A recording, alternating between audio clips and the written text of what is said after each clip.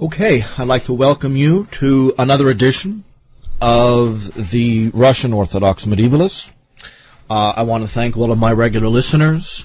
I've heard that I've gotten some good comments. I normally don't check blogs and things like that, but I appreciate legitimate criticism and of course affirmation of what we do here.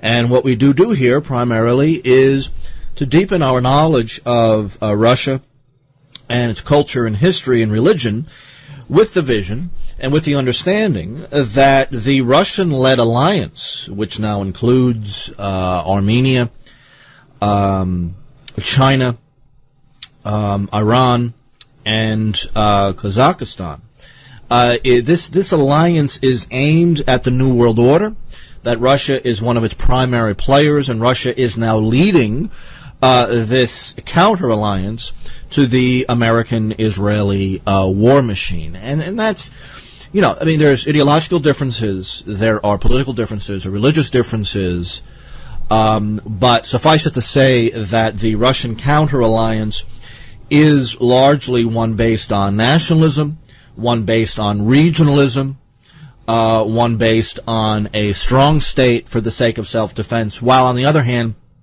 the American-led alliance is based on liberalism, is based on buccaneer capitalism, and quite frankly is based on oligarchy.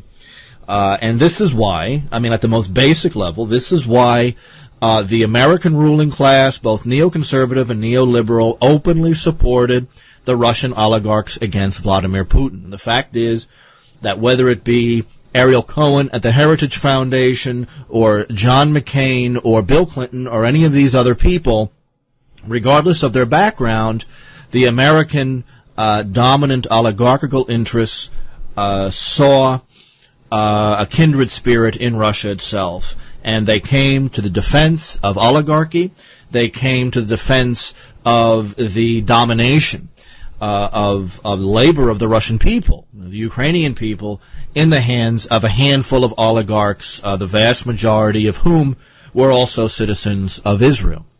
And so the American ruling class, and this is purely foundational here, but we need to know that the American ruling class, in the Russian case, openly came out for an oligarchical constitution. They did it strictly in a Russian context. They may not have the safety, the confidence to say it in an American context. But in the Russian context, both neoconservatives and neoliberals came out with the concept that the oligarchy should rule, it has a right to rule, and this is, believe it or not, this is what the American ruling class openly calls democracy. So, certainly, if that's the definition of democracy, then I, in this show, are extremely anti-democratic. We are nationalists. We believe in ethnicity. We believe in tradition. We believe in the life of the land. We believe in a life of simplicity and religious devotion. And these things don't fall from the sky. These cultural things, and I've been saying this and writing this for almost 20 years now, that these structures, the ethnic tradition, national tradition, these structures derive from suffering. They derive from the growth and development of the nation itself, long before there was ever any kind of centralized state to dominate them. And that's what ethnicity really is. They are structures of survival, the structures of survival. These are the methods, these are the ideas lived by the common people that brought the common people out of suffering. This is why they're valuable. And this is why, as far as the Western American ruling class is concerned, these cultural buttresses have to be destroyed, because these cultural buttresses are the primary rationale and background for revolt. It is not abstract ideology. The leftist, Marxist, and anarchist views, these are pseudo-radical. They are largely supported by the ruling classes. And grant money is often given to their scholars and writers. That's pseudo-rebellion. The real rebellion is the ethnic local tradition An ethnic local tradition which itself is the product of suffering. It's the product of what the people have gone through, and these structures are the means whereby the people have gotten through this kind of suffering. And that's why the ethnic principle is so important. It's a moral principle. It is a moral idea. So in this show, we deal primarily with these structures as they concern Russia and Ukraine, and specifically the Orthodox Church, which is the moral and spiritual bond between them. And given that, today we are going to deal a little bit with literature. And today we are going to deal some general concepts and some more specific ideas in the thought of Fyodor Dostoyevsky. Dostoyevsky is somebody not greatly understood in the West, largely because in order to read Dostoyevsky or Gogol or Chekhov or any of these people, you have to have a solid grounding in not only Russian history, in the history of the Slavic peoples, but you also have to have a good working knowledge of the Orthodox life and Orthodox theology. Normally, university professors in literature who are incompetent on so many levels, even when they want to focus on Russian stuff, they often don't have the background in Russian history, Russian ideological movements, social movements, political movements, not to mention the theology and the development of the Orthodox idea as it's developed over the last 1,000 years, in order to properly evaluate and understand very complex writers like Gogol or Dostoyevsky. Now, I happen to prefer Gogol to Dostoyevsky, but there's no doubt that the two of them put Russia on the map as far as literature is concerned. Of course, Pushkin is another one. But today we're going to deal with Dostoyevsky and really some of the more basic approaches that you can take in reading his material. We're going to deal with some general ideas first, and then, if we have time, we're going to get into a few issues in The House of the Dead and my favorite novel from Dostoyevsky, The Idiot, which is only rarely read in the West anymore, and that's a terrible shame. Let's say this. Let's start off by saying that Dostoyevsky's primary reason for writing, his whole focus, is that there are two forces fighting for control and the devotion of the human heart and the human mind. That exists in politics, it exists in morality, it exists in theology, but it also exists in psychology. It exists within every person. And that is the devotion to the Son of God, on the one hand. The idea that through struggle and through self-limitation, through the ascetic life, one can reach divine status. Man becoming God. And man becomes God only because God himself has become man. The other side is exactly the opposite. The other side is the rule of Prometheus or Lucifer, essentially one and the same being. The being that promises that through some purely material mechanism, either through ideology or through scientific technique or through something like this, man, through his own power, can become God. So it's the deification of individuals based on two very different principles. Those two different principles are the basis of the schism not just in Russian life, which is, Dostoevsky's whole thing from a regional point of view, but also in every human soul, no matter when they lived or where they lived.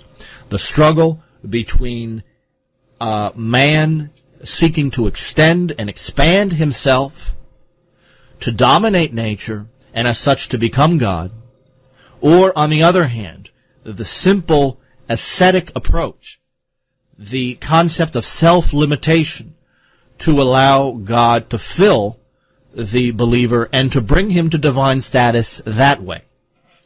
The whole concept of man becoming divine through the influx of God, this is the central concept of orthodoxy.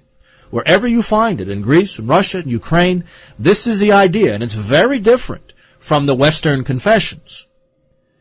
For this reason, it's a process of experiencing the transfiguration through the energies of the Holy Spirit from or to each believer.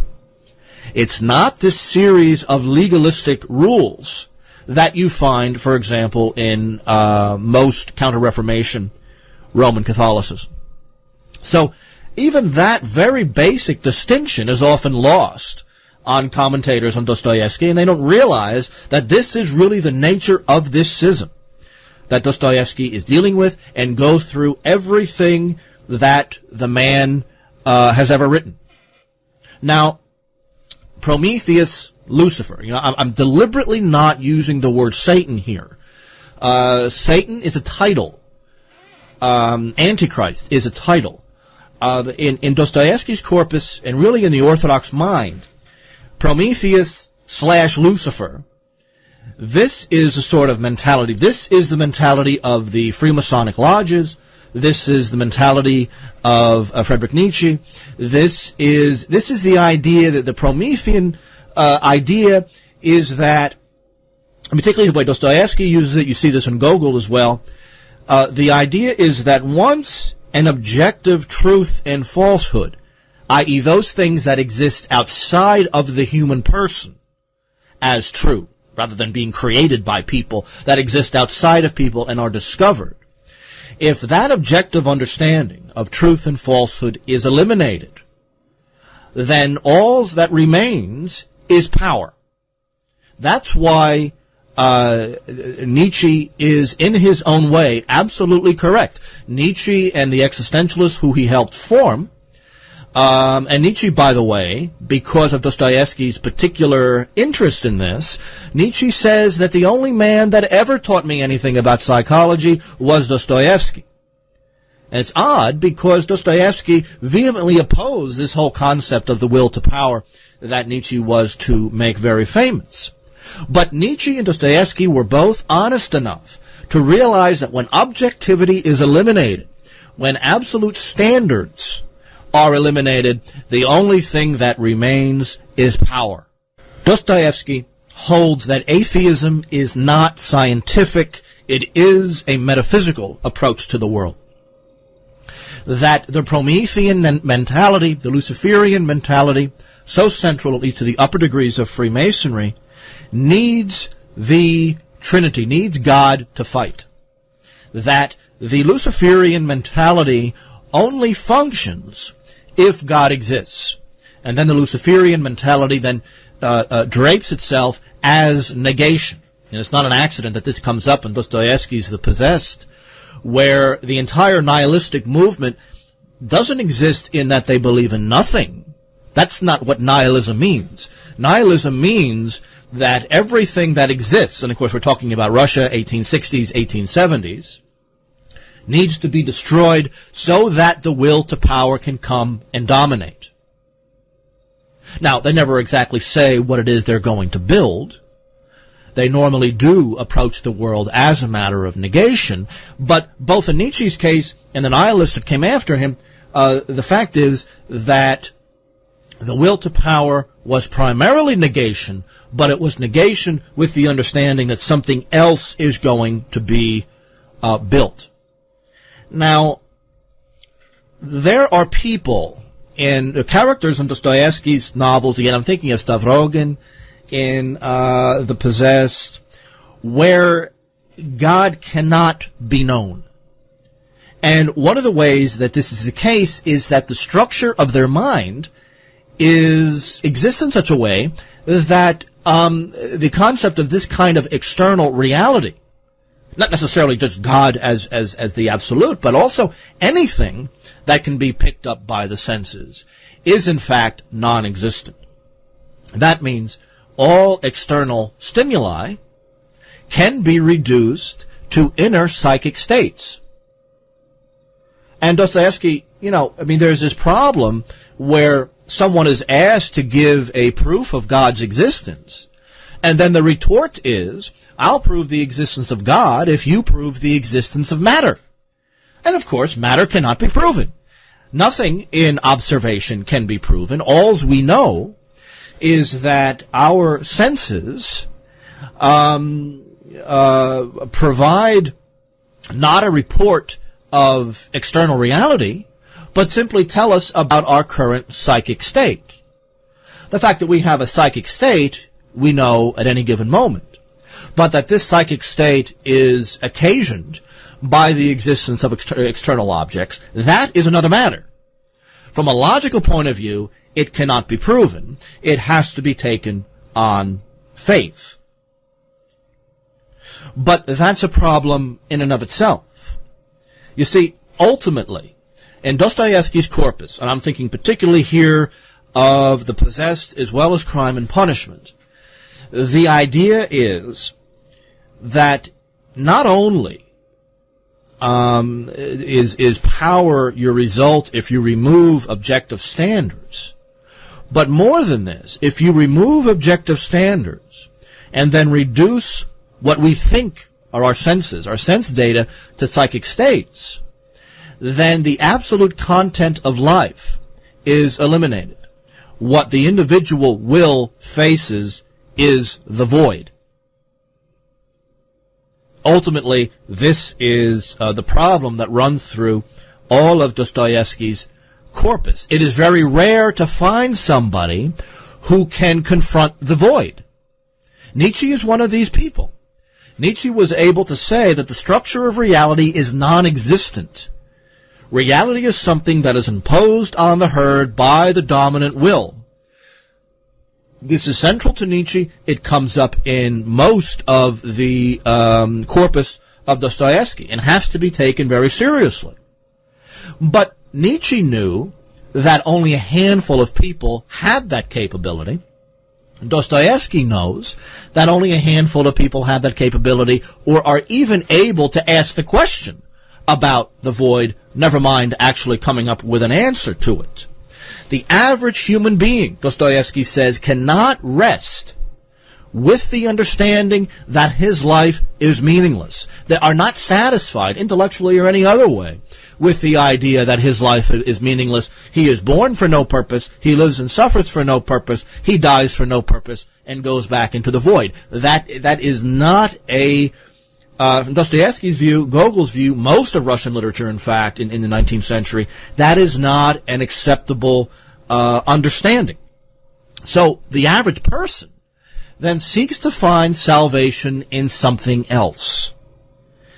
Usually, and particularly in The Possessed, you see it to some extent in the Brothers Karamazov, you see it a few other places, that ideology, political ideology, scientific theories, these come to fill the void.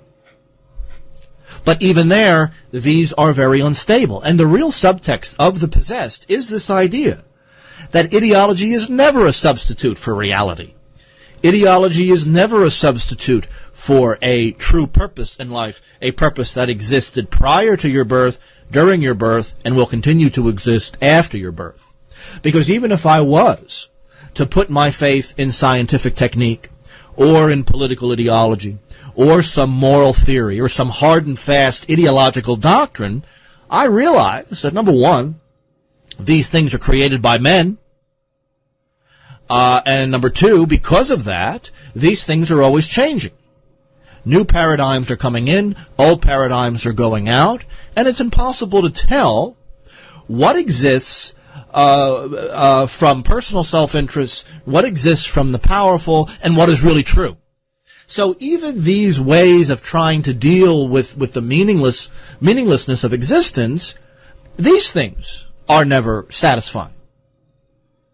And this is why early on Dostoevsky is called, along with Nietzsche, as one of your first existentialists.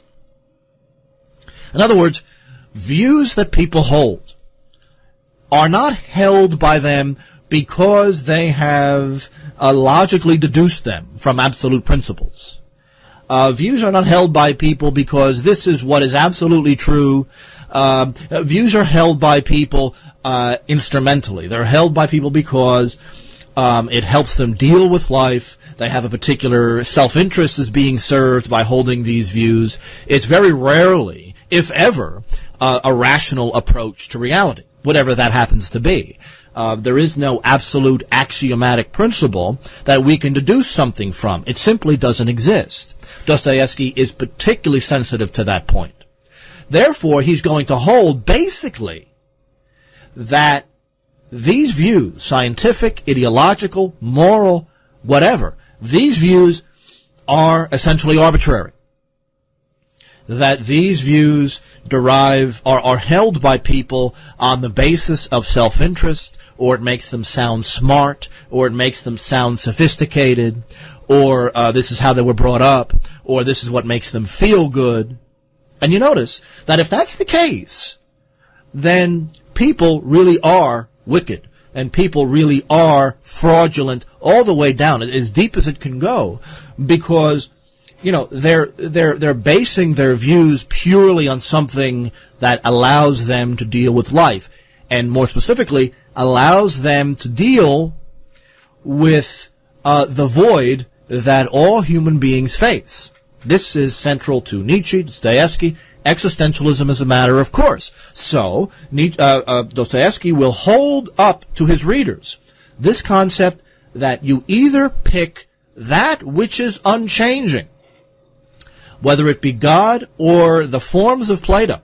And of course, many Orthodox people are heavily influenced by Plato. I'm very much a Platonist. I think Plato and Plotinus and the Neoplatonic movement in that era is a very satisfying approach.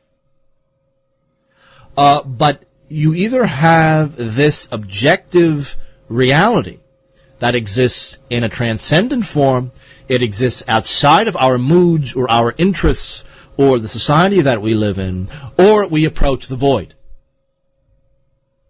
Now, Dostoevsky also holds up somebody like the father who was eventually murdered in the Brothers Karamazov, this kind of debauched, a sexual addict, an alcoholic, whatever, as really another way of dealing with the fact that all human beings have to make that choice. Ideology, alcohol, medication, we would say today, all of this stuff is a way of, a very weak way, as it turns out, of dealing with the choice that, the way Dostoevsky puts it, it is either God or it is the void. The fact is that Dostoevsky is convinced that most people solve the problem by never asking the question and condemning anyone who actually does ask the question. And this is nothing unique to Dostoevsky. This is a huge part of the Western philosophical heritage. Socrates asked this question. St. Augustine asked this question. The great theologians of the patristic period asked this question. And something that Socrates realized, and you see it from the Apology straight up to the end of his career, that if you deny the existence of transcendent absolute reality, the only thing that you are left with is eternal flux, the void, and the will to power. That means that whoever has power, who's ever capable of reaching to power, who is capable of dominating you, has the right to do it. And they have the right to do it because there is no place for you to stand. If you deny transcendent reality, you deny the ability to transcend space and time and criticize societies and peoples and their actions from that point of view. Without God, without the absolute, you have the flux, you have the void. Ultimately, that void is filled with power. It is filled with whoever it is that's powerful enough to dominate society, to control ideology, what people believe, what shows up in the media, what is considered mainstream, and what is expelled to the outer darkness of extremity. And that's all that remains. Science always changes. Ideology always changes. Fashion always changes. And so people deal with that through irrational behavior. This is something that comes up over and over again in Dostoevsky's corpus. One of the great examples of this approach, the approach of the choice that people make. We could find in somebody who's been dealt with a lot, of course, Raskolnikov in Crime and Punishment. Raskolnikov is somebody who approaches this question of the void by adopting the Nietzschean point of view. He reasons this way. Now, he's going to turn out to be a killer, and that's really at the very beginning of the novel and makes sense of the story as a whole. Here's the deal. As far as Crime and Punishment goes, we could simplify it this way. Raskolnikov approaches the void. He realizes that there's a void there. He's got to fill it somehow. Clearly, he is a Nietzschean of one kind or another. He says to himself, I read in my history books that some of the great heroes of our civilization have been responsible for the death of thousands, if not millions, of people. I read about all the great monarchs of Russian history. I read about Napoleon. I read about the American revolutionaries. I read about the British Civil War. And you have heroes and villains, and the heroes, as it turns out, under all kinds of circumstances, even in the Old Testament of the Bible, have killed large numbers of people, sometimes lots and lots of innocent people. So I tell you what I'm going to do. I am going to kill a woman who I know, an old lady that everybody hates, who takes advantage of the poor. She's a pawnbroker. She takes advantage of poor people. She's a usurer. She charges a lot of interest on her money. Everyone hates her. So if my understanding of history is consistent, when I kill her, I'm in fact not only committing a moral act, but I should be a hero. If Napoleon is someone to admire, who is responsible for killing God knows how many innocent people, not to mention combatants, then how much more wonderful am I going to be if I kill one miserable, disgusting pawnbroker? You figure, well, at first glance, when I lectured on this at the university, students really didn't know what to say to this. Those who were actually paying attention began to squirm a little bit. How do you answer that? How do you answer this? That, we're eliminating somebody who by any moral standard is a disgusting human being. Well, this is exactly what he does. He axes her to death. Now, unfortunately for him, a young woman walks in, witnesses this crime, and so he's got to eliminate her too. But, it's something that I had to do with, I got to get away with this. Everyone lives with this slave morality. What am I going to do? But from that moment on, something happens. Raskolnikov is slowly going to go insane. And there's a whole lot of detail here, which we're not going to deal with. But suffice it to say that this crime that he commits is sort of the Nietzschean approach to the fact that, at least in his mind, the only thing that exists is the void, the eternal flux of matter, which really is one and the same thing. And if that's true, then the only thing that exists is power. Now here's the deal. The name of this character is Raskolnikov. Raskol in Russia means schism. It means a split. The axe in Russian history what he uses to kill the old pawnbroker, the axe is an old symbol of double-mindedness, of living a lie. It cuts both ways. It's very useful for civilization, but it's also very destructive. And in fact, all elements of civilization, to the extent that they derive from power relations, are as evil as they are good. And ultimately, throughout Dostoyevsky's corpus, it is the simplicity. The hero, the heroine in Sonia, in Crime and Punishment, Prince Mishkin in The Idiot, these are never learned people. These people somehow either exist outside of civilization in one sense or another, or exist apart from civilization to one extent or another. Dostoyevsky will always have a very ambiguous approach to the institutions of civilization. Not just modern civilization, but civilization in general.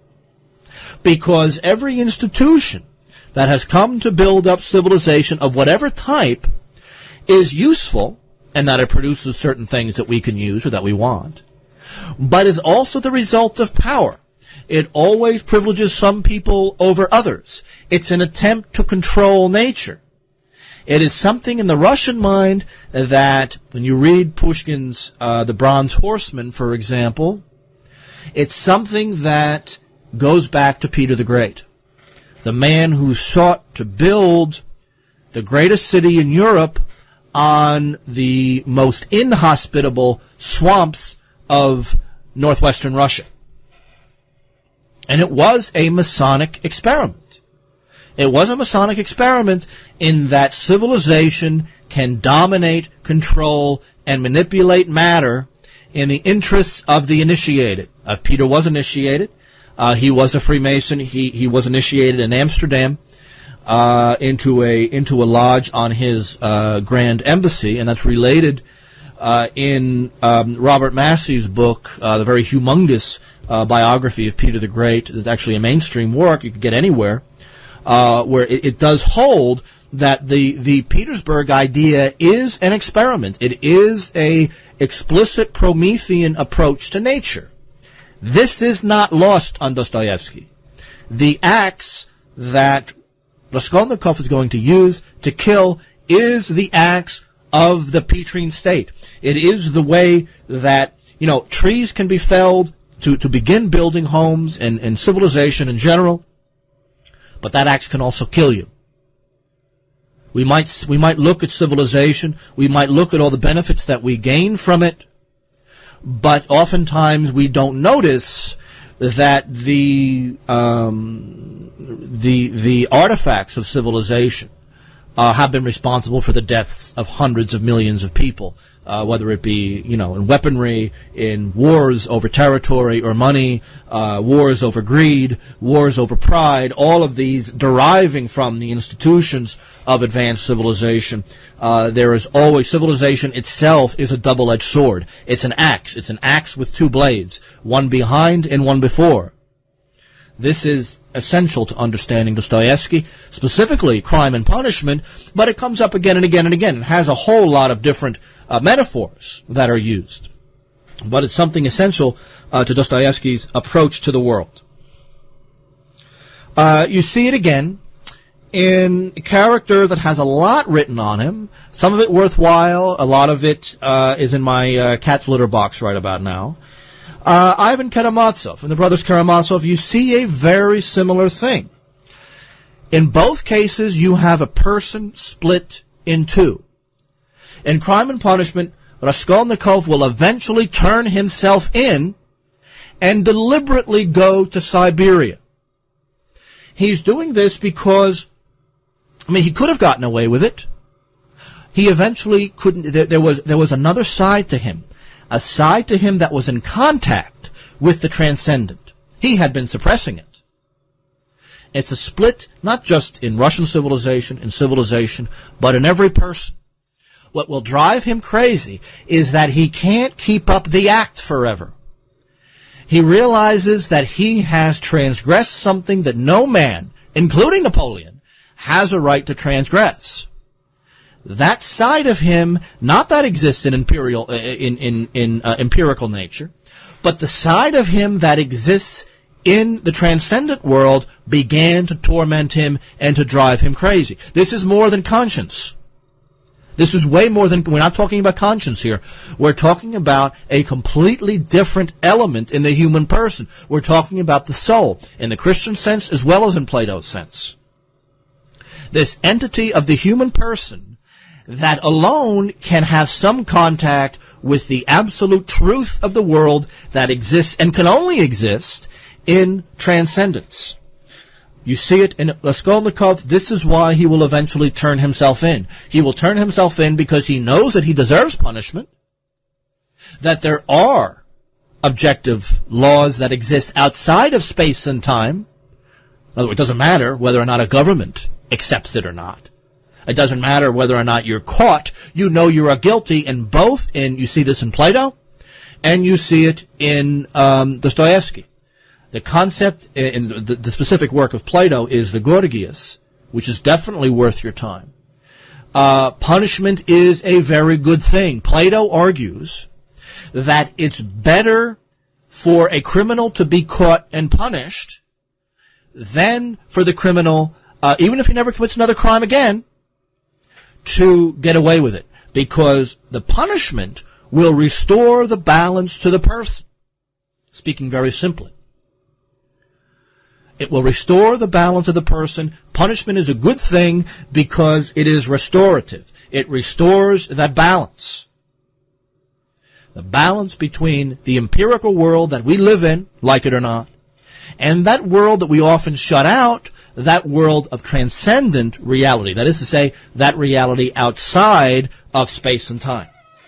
This is very common. This is a common concept in Western philosophy, and Dostoyevsky believes that these experiences can't really be put in the expository prose of the philosopher. It has to be stated in really sort of the day-to-day empirical approach to the world that you find in literature. Here is the same schism, the same split in Ivan Karamazov, one of the Karamazov brothers made famous by the book. Now, here's a man who is struggling with this very same schism, but it's stated here a little differently.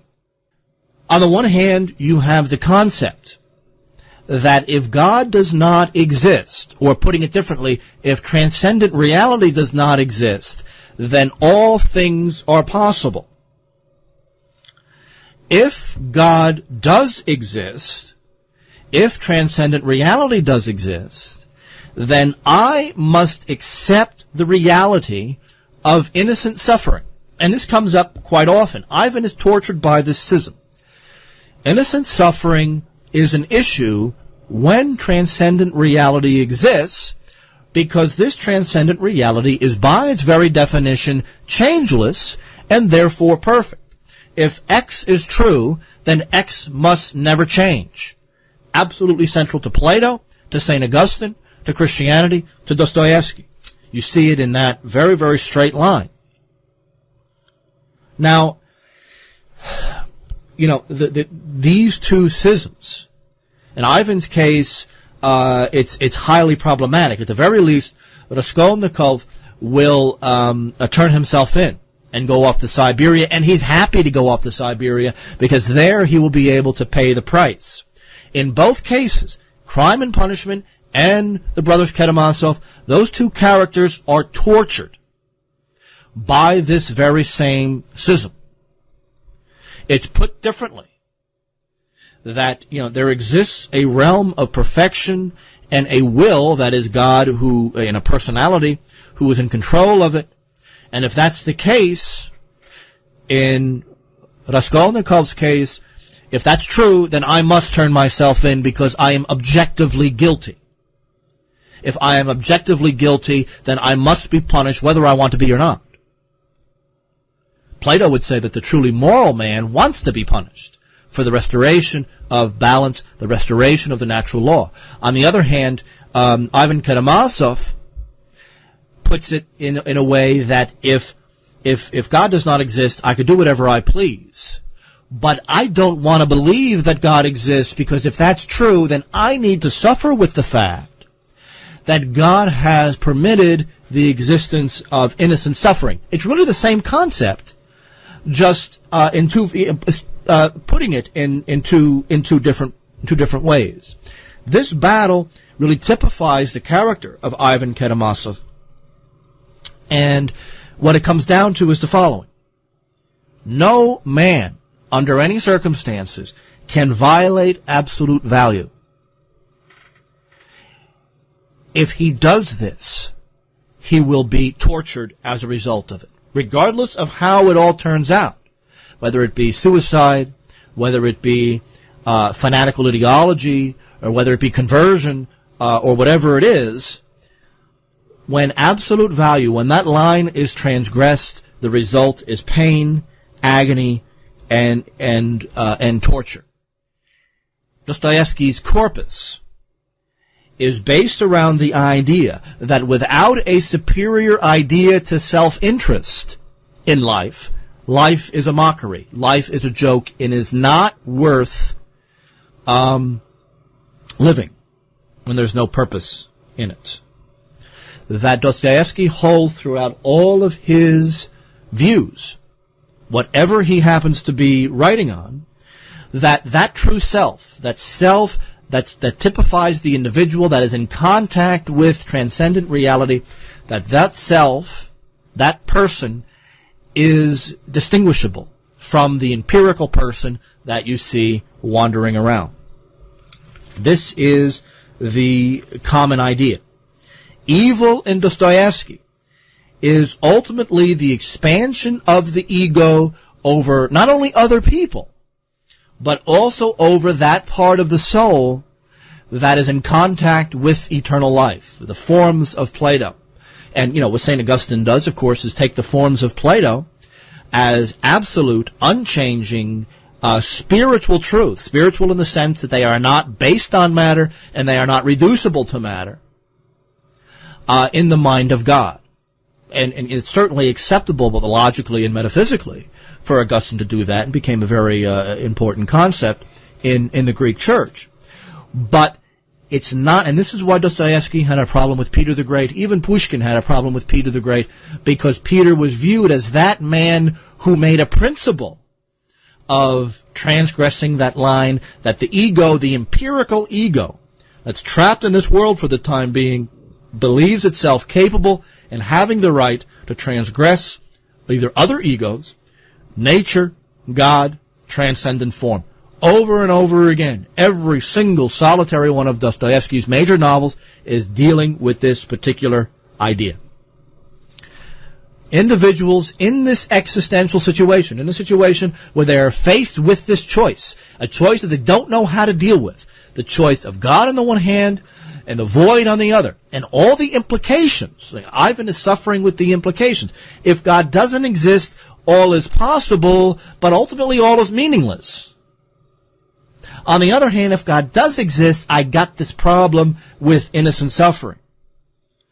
What people like Ivan try to do, and a lot of the negative characters in Dostoyevsky's novels, what they all try to do is find completion in a world that, at least in its empirical aspect, the aspect of the things that we could see and touch and experience, cannot provide us with completion.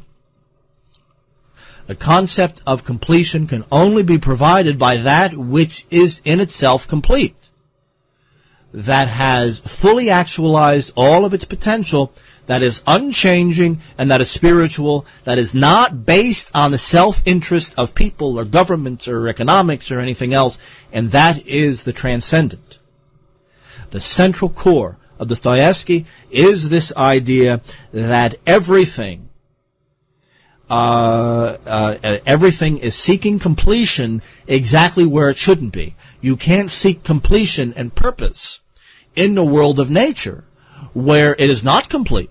It is continuously developing, and it's always changing. Completion cannot be found there. That which is beyond and above the ever-changing, this world of cause and effect, ultimately reduced by both Nietzsche and Dostoevsky, Karl Marx for that matter, to the void. The void cannot complete you. The void cannot give you purpose. The transcendent and the transcendent alone. So the negative characters, all throughout Dostoevsky, the novels, are based on the idea that they are suffering, and that they are in agony, and that they are irrational, and that they're acting stupid even when they're not really stupid, primarily because they're seeking purpose in objects that themselves do not have purpose, or at the very least are not complete. So you got the character who thinks that ideology is going to take care of it. You got the character who thinks that science is going to take care of it. You got the character that thinks that nature is going to take care of it. You even have the characters that believe that dogma in religion and philosophy are going to take care of this. None of this can compare, and none of this can provide solace from this confrontation of the individual soul on the one hand, and the void, the ever-changing, always altering flux of the void on the other hand. These things never provide satisfaction. They provide, because they promise satisfaction, they in turn give only suffering when people realize that these promises are broken. And what we're going to have, and we're going to deal with this later, and I think next time, I want to spend the entire period on Prince Mishkin in Dostoyevsky's The Idiot, because salvation is to be found there in a certain Dostoyevskian literary sense. What does it mean for a person to be in regular contact with the transcendent, with God and with his action? Not necessarily reduced to dogma or doctrine. Although that stuff is important, that's not the final expression. Ultimately, it's a living and devotional communication with the source and cause of all things, that is to say, something that in itself does not change, that is inalterable because it is perfect and whole and true. That ultimately is the end of Dostoyevsky's vision, and next time we will deal with Dostoyevsky some more in Mishkin, in the Idiot, and a few other things concerning those major issues in Russian literature next week. So I want to thank everyone at the Voice of Reason Network. I want to thank, of course, Dietrich and Mishka, who are running the show right now, of everyone who's my producer, everyone who's helping me with this, Mike Connor, of course. I appreciate what you do for me, and I know it's a lot of work, and I want to thank you guys, I want to thank my listeners, and I'll talk to you next time. Okay, welcome back to another edition of the Orthodox Medievalists, where we deal with the world of the Russian Orthodox tradition, both in Russian history and literature and social ideas. And as I've said many times, here we center around the idea that Russia, the Orthodox faith, which is at her core, is the centerpiece in the battle against the New World Order. That's speaking in terms of social views, in terms of economic views, in terms of building a counter-alliance to the U.S., Israeli, Great Britain alliance currently dominant economically and militarily in much of the world.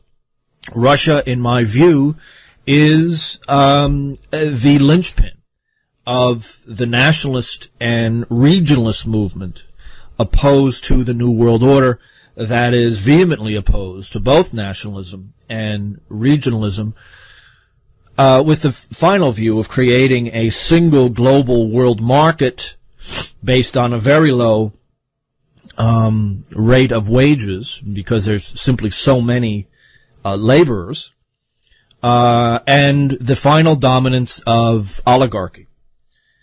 And the oligarchy dominating a cultureless one world labor market and manipulating people through technologies, through music and movies, and the domination of political ideology over actual lived existence.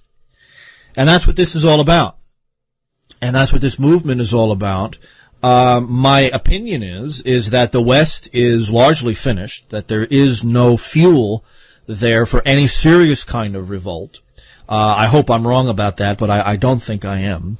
But salvation will come from the East. Salvation will come from the developing alliance between Russia, Iran, and China. And they're building a sort of a non-aligned movement aimed at globalism and aimed at the domination of the American-Israeli nexus. And so providing basic ideas, theoretical, practical, academic, religious, whatever, in terms of building this alliance, which at the moment does seem to be led by Russia. Russia is China's major arms supplier as well as supplier of energy. And Russia is at the center of this counter-alliance, of this counter-revolution. And I believe that it is, in general, a very good thing. And so that is the ideological centerpiece of what we do here. And so we try to approach this mentality, this emerging Eurasian idea, from every possible point of view: literary, religious, economic, political, aesthetic. And what we've been talking about on this show is Dostoyevsky. Dostoyevsky is somebody who was fascinated by this concept. Dostoyevsky was fascinated by the building of a Russian-led alliance against Western aggression. This was particularly noteworthy during the Crimean War, where all of the major powers of Western Europe ganged up on Russia in their distant port of within the Crimean Peninsula. And Russia, facing a very large coalition of opponents, was eventually forced to sue for peace. And people like Dostoevsky began to consider what Russia really must be if she is attacked with such vehemence by a coalition of Western European powers. That Russia is still not a European society, should not become a European society, and in fact should become a Eurasian society. And that mentality is still very much alive and very popular in the Russian world right now. And it's an idea that I share and is absolutely central to at least most variants of Russian nationalism that exist out there. Anyway, today we're going to deal briefly with two works of Dostoevsky's. The earlier work, Notes from the House of the Dead, or Notes from the House of Death, and then a little read work, although one of his more famous novels, The Idiot. Notes from the House of the Dead is a novel that Dostoevsky writes not too long after coming out of prison. Dostoevsky initially was a radical, a nihilist of sorts, and he was eventually sent to prison for this kind of subversive activity. And it was his time in the Siberian prison that he began to alter his basic point of view. His basic point of view after prison we dealt with last week. How this develops is our idea this week. Notes from the House of the Dead is about prison life. You see works like this in Solzhenitsyn as well, and we'll deal with him some other time. But the House of the Dead or of Death is prison and prison life, and the effect of prison life on the personality and on the basic beliefs of the person who was imprisoned. Again, Solzhenitsyn spends a lot of time not so much dealing with the politics of prison life, of the political side of the Gulag and why it exists and what its economic role is, but with the psychological and religious side of prison life. How does your thought process change when you are incarcerated? And the first thing that Dostoevsky notices is that almost everybody he meets in his young years in prison has converted to some kind of religious belief.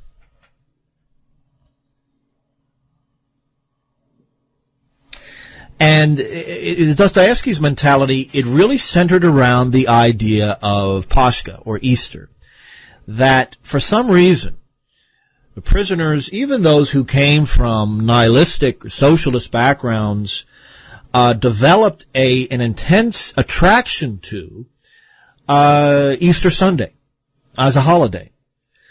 That somehow it reflected on them that there is hope for the future, there is hope for their lives, and there is hope for their personalities. And that once these guys get into a rhythm, in terms of sleep or eating or prison doesn't turn out to be really that bad of an existence. Remember, in Solzhenitsyn and Dostoyevsky, prison is a metaphor for the world.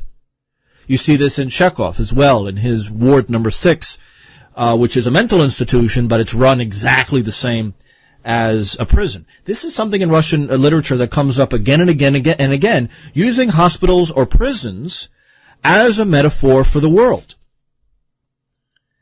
And the point is that people outside of prison or outside of the mental institution should not become complacent with their lives, because the human mentality can create comfort out of anything. In Solzhenitsyn's work, not the Gulag Archipelago, but in works such as The Red Wheel and a few other major works dealing with prison life, the prisoners are not treated particularly badly. In the Gulag Archipelago, they actually are. But even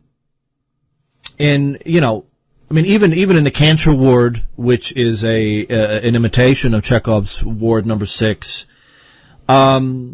his prison work generally shows prison life to be tolerable, with the understanding that if you could make prison life tolerable, then you could make life under tyranny on the outside tolerable.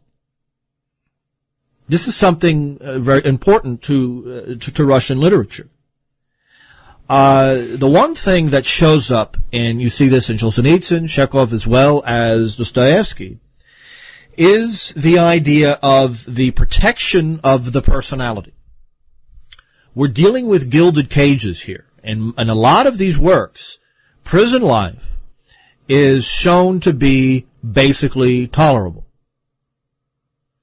It doesn't mean it isn't prison. Dostoevsky gives the example that, the prisoners work for a pittance wage that all prisoners get. They save this money. They save it very scrupulously. Suddenly these people who are completely profligate outside of prison, the minute they are incarcerated, become miserly. They become very rational in the economic sense, in terms of saving money. But then all of a sudden, they blow it. They completely blow it, sometimes on things absolutely ridiculous. And Dostoevsky says it shouldn't be any kind of a surprise that what these people are doing is manifesting their personality within a prison environment. The seemingly irrational blowing of money on something like alcohol or something that they don't even need or even want, that has a very strong root, and that root is the manifestation of individual freedom in the context of prison life. The prisoner's house of death, when they're incarcerated, change radically. They're profligate outside of prison, they come into prison, and suddenly they're very cooperative. And it's not because of the threat of violence. That is not the issue here. If they are given incentives and they're properly led out on their work detail, they become very intelligent people, regardless of what they are in prison for. They save money. They cooperate with one another on tasks, and sometimes, given this cooperation, go far beyond what's required in the prison life. All of this is very curious to Dostoevsky, and you see it again in Solzhenitsyn. The work of Solzhenitsyn that I'm thinking of particularly is not the cancer ward, it's the First Circle. I used to lecture on the First Circle years ago. In my opinion, it's the best of Solzhenitsyn's work on the Gulag, partially because the First Circle deals with an elite group of prisoners, scientists, doctors, professionals who are in the Gulag, but are given a life almost identical to the upper middle class of the society at the time. They're in prison, but you would never know it if you went to visit these people. They wear ordinary clothes, they have ordinary jobs, They just have no freedom to leave their position. They have what we would consider a very tolerable, very intelligent life. And yet, of course, that doesn't mean that they're not in the gulag. Okay, we'll be right back. Okay, we are talking about Dostoyevsky and the problem of freedom. Using prison. Using the prison system as a metaphor for life in the world. They're not talking about a specific social system. And it's true that Solzhenitsyn is taking aim at the Soviet Union, but he doesn't let any other statist system off the hook.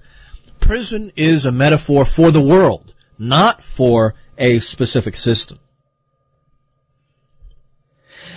What Dostoevsky finds curious is the change that comes over people when they are sentenced.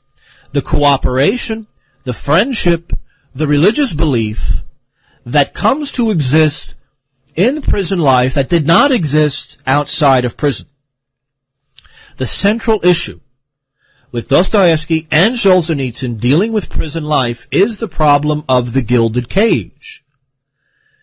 How many people, how many Americans, if they were offered anything that they wanted, a beautiful house, an excellent job, a decent rate of pay, good health, a certain degree of social respect, all of these things, but they had to give up their personal freedom in exchange.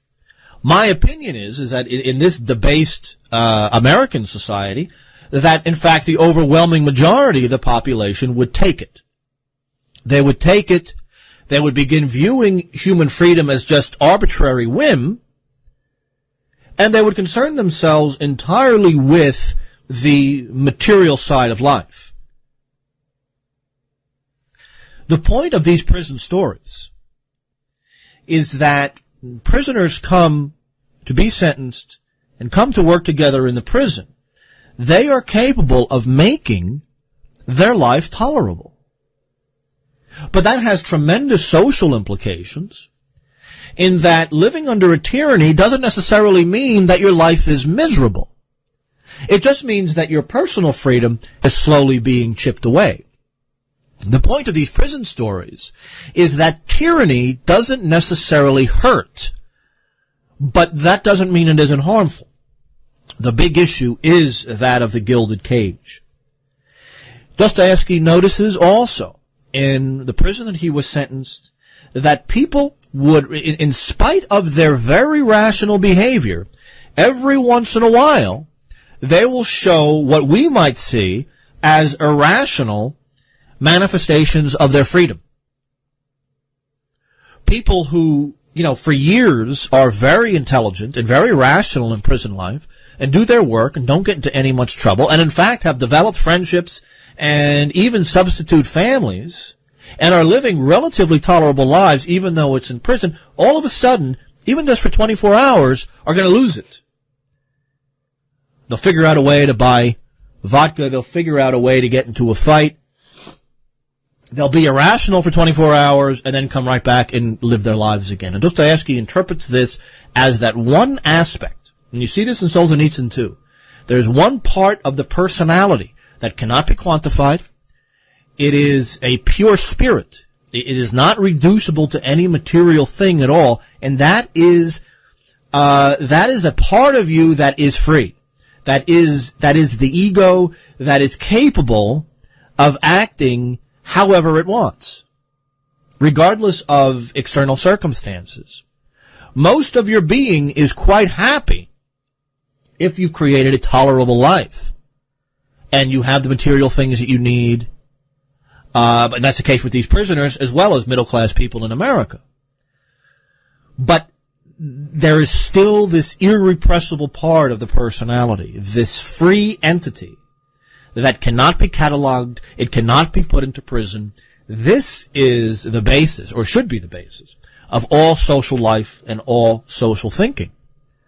So even when you have people in or out of prison, and Dostoevsky really for the life of him can't figure out the real substantial differences between the life that these prisoners are leading and the life of the bourgeoisie developing in Russia in the 1860s, 1870s. He can't see the difference. Their lives are equally structured. They both work very, very hard. They both are given a modicum of respect within their respective social environments.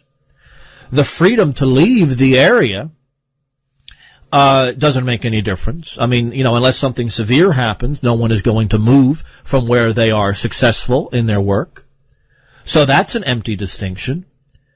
Dostoevsky really is wondering, I can't see the difference between life in modern society and life in the prison camp. The house of death is exactly what he's talking about here.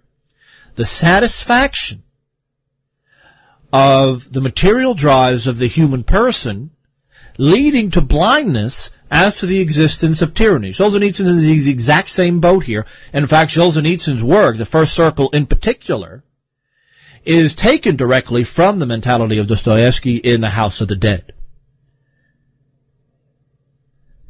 Life and death is not typified by either a surplus or a dearth of material goods. And by material goods, I'm also talking about things like families and things like good reputation, things like having an intelligent cultural life, these sort of things. These are also part of the material world.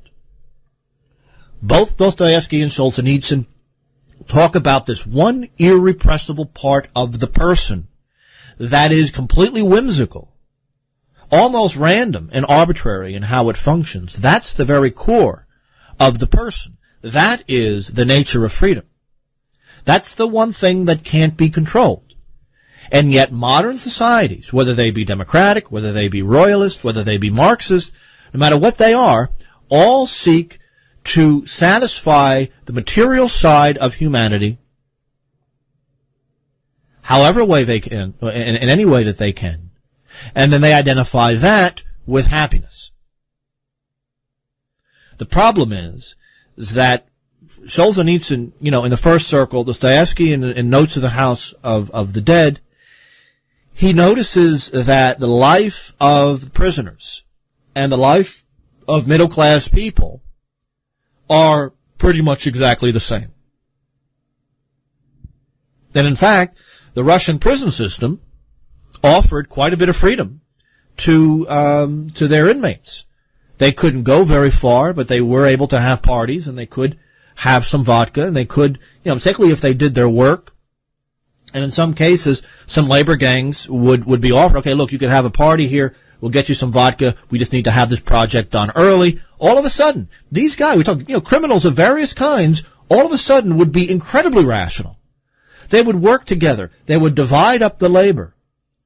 They would give each other incentives. They would act, almost in a utopian way for a very small incentive that they're given. I mean, this is very curious. I mean, Dostoevsky says, well, but this is the whole basis of the Western economy, and here we have it replicated perfectly in prison of all places.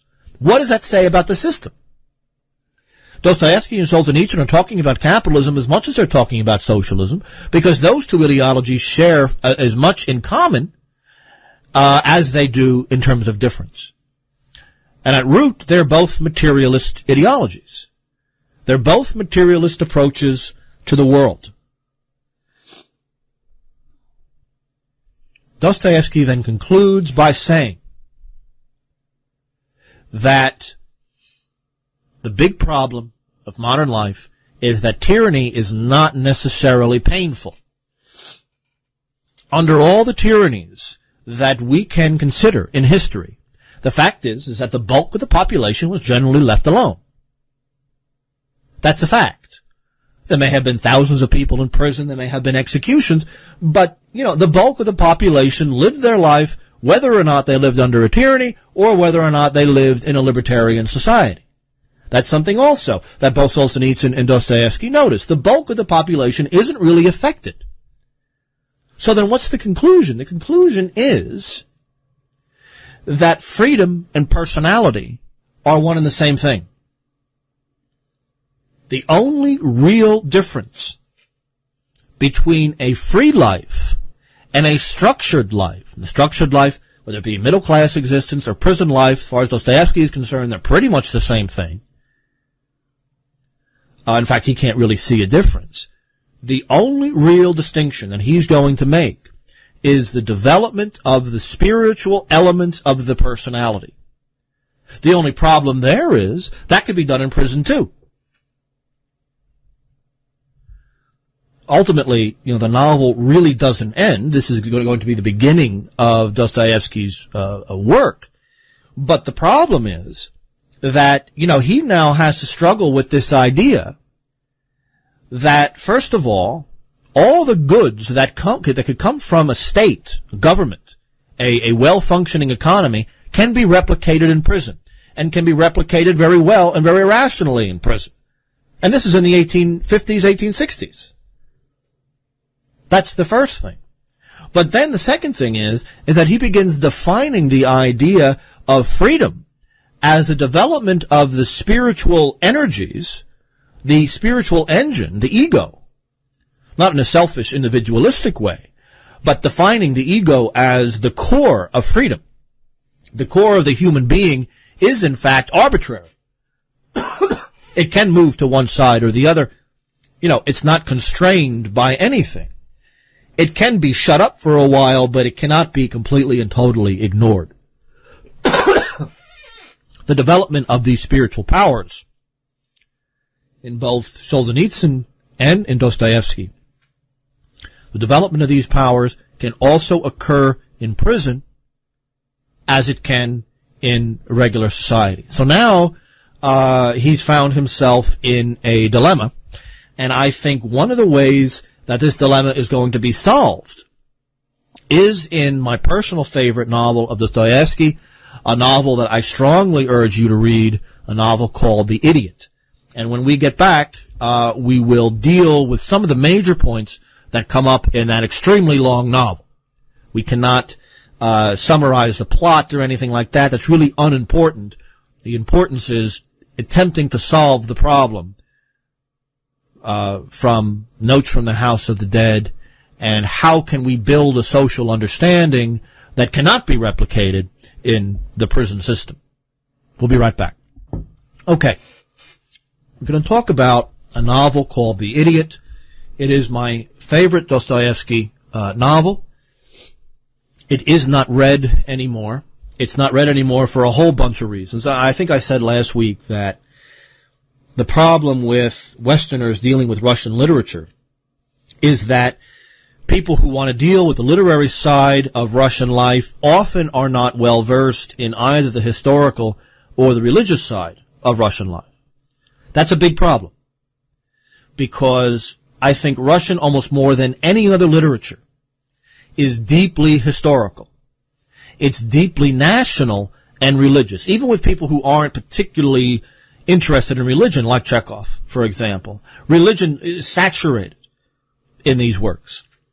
And so to go in and read something, intensely religious, metaphysical, moral book like The Idiot, without knowing anything about Orthodoxy or Russian history or how these things have, how the monarchy has slowly taken over the life of faith and this kind of thing, without knowing these very complicated issues, you don't know what's going on in this book. Dostoevsky is writing this book at the height of his career. He's writing it after the reforms of Alexander II, where the serfs are freed, and Russian life is slowly but surely being remade under the reign of Alexander II, and then his successor, Nicholas I. And he notices a few things. Of course, he's talking about the rise of the bourgeoisie. He's talking about an increase of human beings who are no longer working on the land. The freedom of the serfs meant that more and more farmers can, with the permission of their communes, go to the cities and find work. Go to the cities and work in the new factories that are slowly coming into existence, who can become merchants, who can become salesmen and traders and even artisans in the urban life, and even those within the commune, in rural Russia, who are no longer doing agricultural work, but in fact are craftsmen or middlemen or whatever it is. The growth of the kulaki, the wealthy farmers in the post-Alexander world that begin developing, they have their own liquidity and they become loan sharks in rural Russia. These are some of the things that are developing in the 1860s and 1870s. And this is what Dostoyevsky is talking about. Dostoyevsky is very anti-bourgeoisie. He opposes the world of middle-class materialism, middle-class desire for reputation, and their belief that ultimately everything has to have cash value or it has no value whatsoever. Classic middle-class mentality. Dostoyevsky, many nationalists, both in the left-wing Narodniks, right-wing nationalists as well, are opposed to this trend. Ultimately, the freeing of the serfs in 1861 created as many new problems as the problems that it solved. And in fact, there's a huge debate out there whether or not freeing of the serfs was such a great idea. That in fact serfs were financially worse off, at least immediately after the emancipation, than they were prior to it. That Dostoevsky is reflecting something. He's reflecting the fact that once the serfs are freed, the nobility had been freed from state service for a very long time before that. You had a fluid society now that is slowly replacing your more rigid society of classes and hierarchies and state service that had existed prior to 1861, and even earlier than that. The problem that Dostoevsky notices is that in a society that is fluid, where you don't have these tightly defined legal classes binding people to their particular area of service, as has been the case in Russia through most of its history, the dollar, the ruble in this case, becomes the arbiter of everything. Class status and legal status is slowly being chipped away.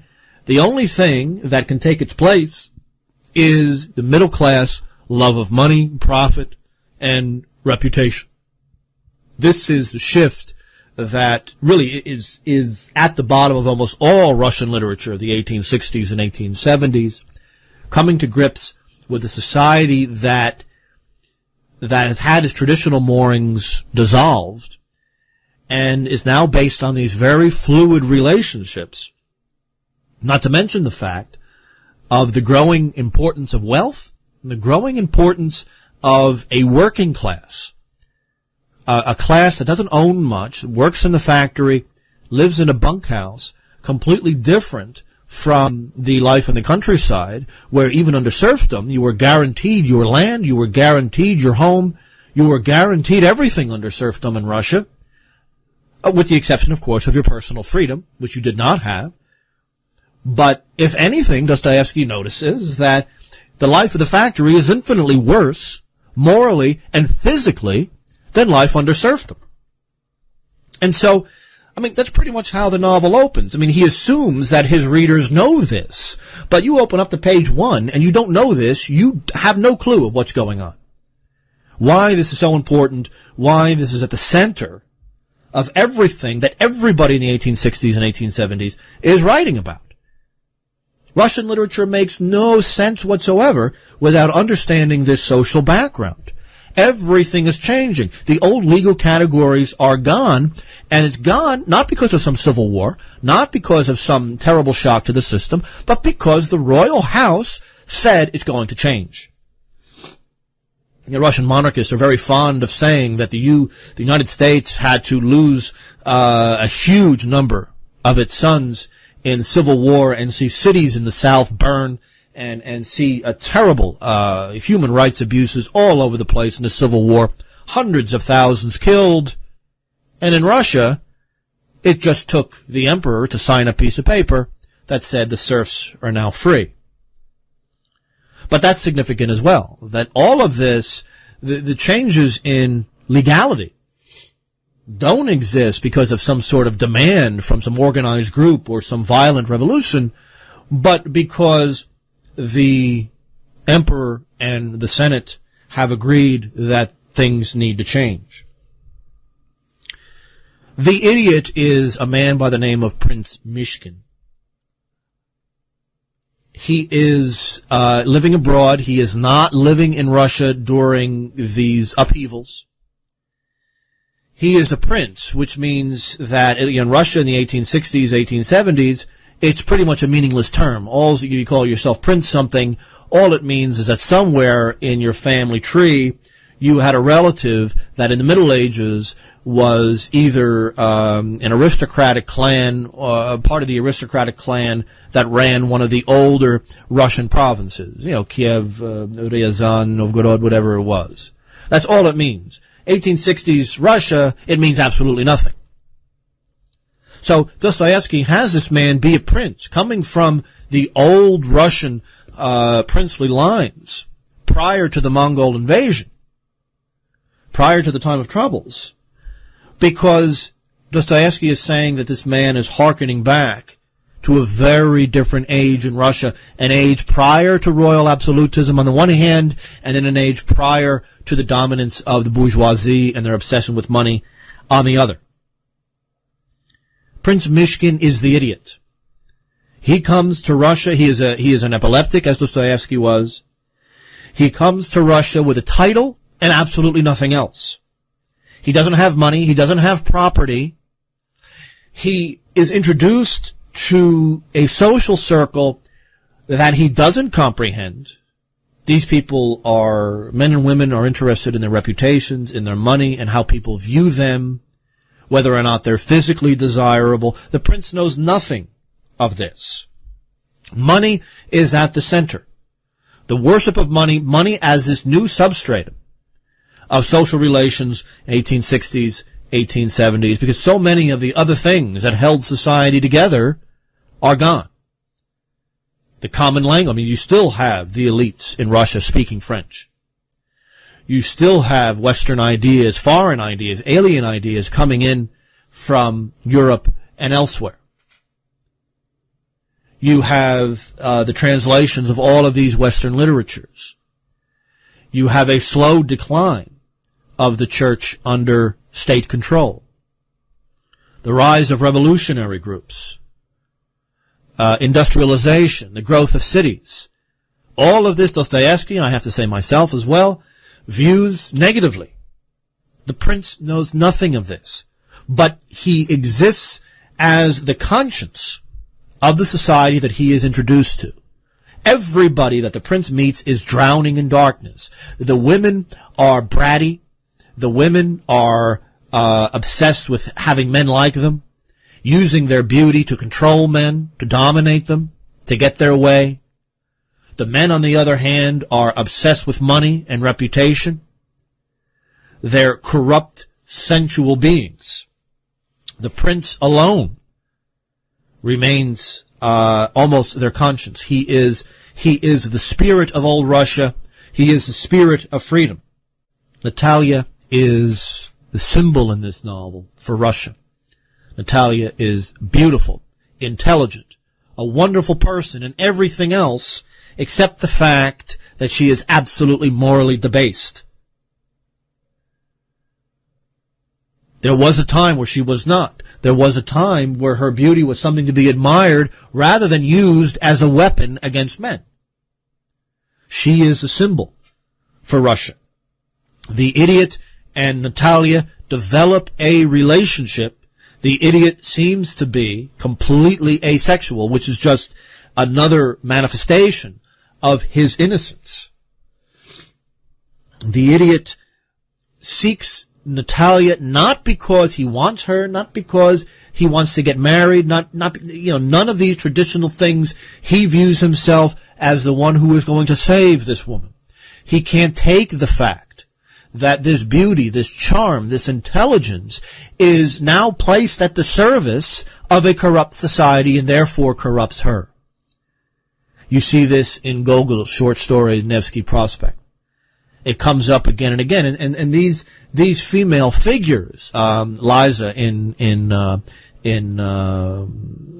Crime and Punishment, Sonia These characters come up again and again in Dostoyevsky and in Russian literature in general as they're tragic figures. They have what at a different age would have been great cultural assets, beauty in every way, but in this society, the beauty is now being used for debased ends. That is a metaphor for the new Russia that has developed in the 1850s and 1860s. It shows you what modernity will do to traditional ideas of beauty. Everything from art to how a woman looks, all of these things are debased in a world that revolves around money and comfort. We talked about money and comfort and what these really are in the House of Death. You can have money and comfort in prison. Solzhenitsyn says so in the First Circle. All of these things are relative. They're relative to your society, and therefore you can build a tolerable life in prison. Dostoevsky is saying that all of these people are absolutely drowning in darkness, and their freedom is being prostituted for the sake of money, for the sake of a good reputation, for the sake of power and domination. Power for no other purpose than power. Money for no other purpose than enjoying yourself. Ultimately, these are strictly transitory, almost random things that very quickly wear off. Mishkin is a populist. Mishkin is a mystic. He is very abstract in his ideas. He's eccentric. He likes to be himself. He likes to live in solitude and even live in a world of fantasy. The only people that Mishkin, and this is actually one of the most touching parts of this very long novel, the only people that Mishkin can ever really relate to are young children. And he can only relate to these young children because they are purely innocent just like he is. This is a reflection of the fact the upper classes in Russia are removed from the soil. An increasingly large number of people are being taken from the life of farming, the life of old Russia, the stable life of the land, and thrown into the endless flux, the swirl of the world of money.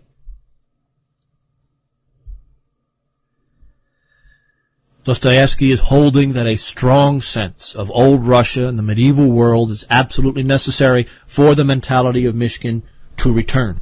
Prince Mishkin is not an activist. He is not an active fighter. He doesn't accuse anybody. He doesn't walk into a society party and start talking about, the Orthodox world and morality and everything else. It's his person. It's his very presence that causes the trouble. He is abused, and he laughs with his abuser. He's made fun of, and he makes fun of himself in return. He's confronted by the area. The women are kind of, they're attracted to him because of his innocence. They believe that they could take advantage of him. They believe that he has no experience in the relationship world, the sexual world, and they can manipulate him that way. And how does he respond? He responds with humility and self-abasement. And he is able to be victorious over all these people without actually entering into any kind of a fight. But Mishkin notices that these people, regardless, they may even go to church every week, God is not present in anything they do. It is their will, it is their selfishness. Their freedom is being swallowed up in this worship of money and reputation and social position. But these things are fleeting. These things change every day. But you don't confront that with a social movement. No social movement can confront it because social movements live in the same world as these people do. Social movements live in the world of power for power's sake, money for money's sake, the desire for a good reputation, manipulating the population. All social movements are like this. Dostoevsky does not believe in building a social movement. He believes in confronting evil with innocence and love. Tolstoy is the exact same way in this regard. Only that can overthrow these people. The idiot ultimately divides the concept of love into two. Dostoevsky holds that love can be, in its lower side, the dark eros, the sensuality, sex for sex's sake, sex for power's sake, sex for the sake of believing that you're this wonderful, desirable person. And on the other hand, love as agape, love of innocence, love of the spirit. You know, Prince Myshkin has this relationship with Nastasia, and the relationship is platonic. But it doesn't mean that love isn't there. But the love is fraternal. The love for this beautiful woman is a love for her beauty, not as something to be possessed, but as something to save and to use for the regeneration of society. She doesn't understand what that even means. She's grown up with this idea that, well, thank God I'm beautiful because I could use it to manipulate all the men I want, and I could get whatever I want. Myshkin has no concept of this. He has no clue of what that mentality even is. And so, as you have two different kinds of love, you have two different kinds of beauty.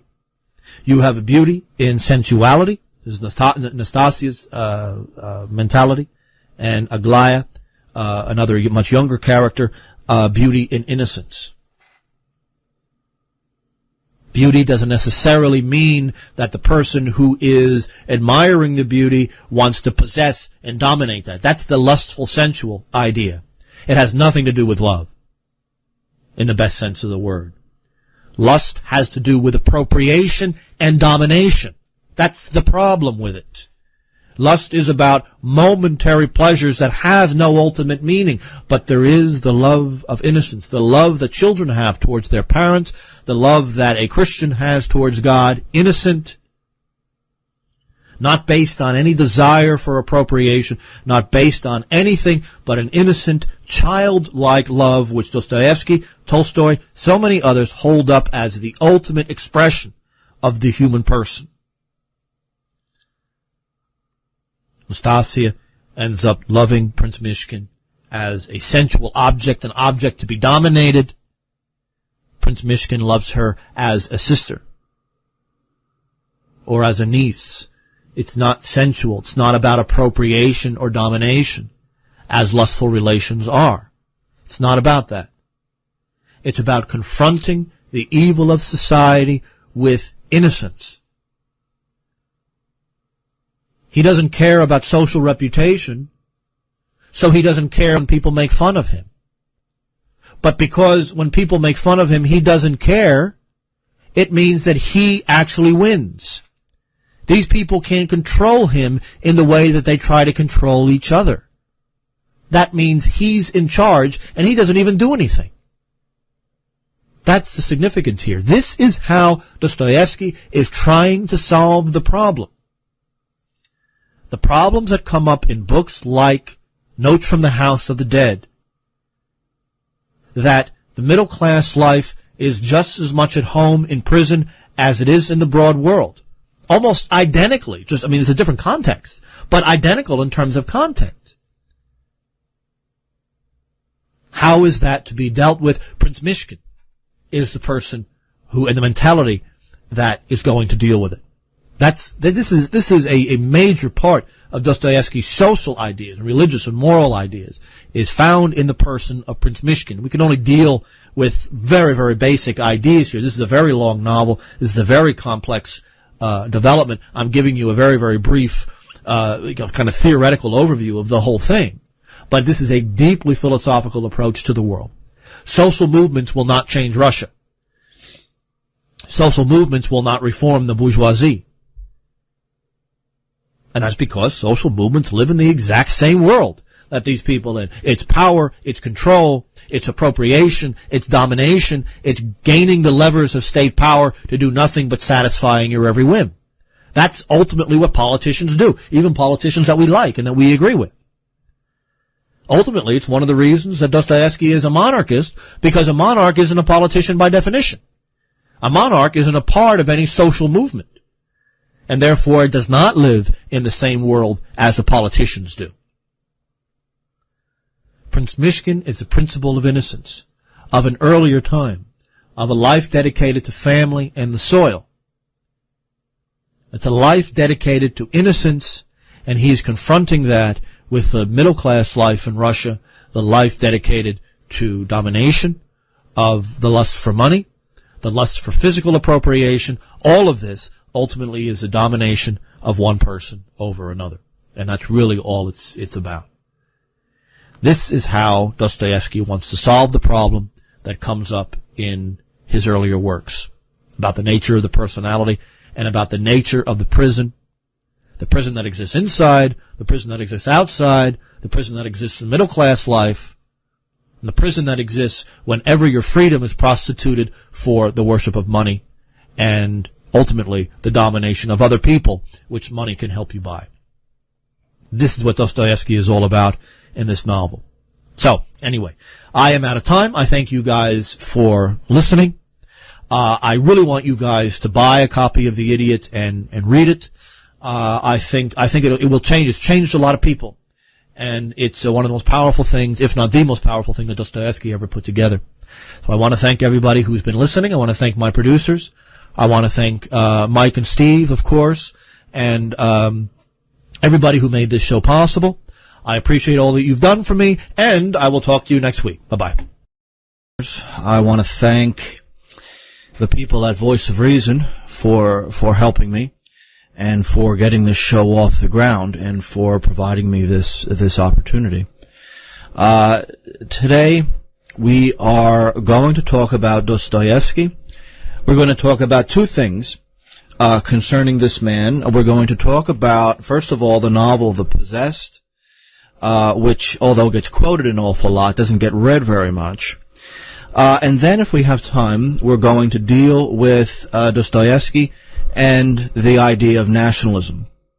I want you guys to know right up front that people like Dostoyevsky and Gogol and Solzhenitsyn, these people didn't have hard and fast ideological predispositions. It's impossible to take these guys and to list their ideological points of view in some kind of a logical form. This largely derives from really a literary understanding of society where we realize that the interactions of individuals and families and communities, etc., are complicated. That these things take place in a matrix of all kinds of different ideas, psychological predispositions of people, economic issues, and that these interactions are so complicated that no ideological point of view could ever understand them all. To a great extent, modern ideology is really only, or I should say ideology as a way of looking at the world, is a very recent phenomenon. It's only over the last couple of 100 years that you've had these pamphlet-style approaches to politics based on a few slogans that even, semi-literates can memorize and then go out and sound intelligent, spouting off the ideological cliches.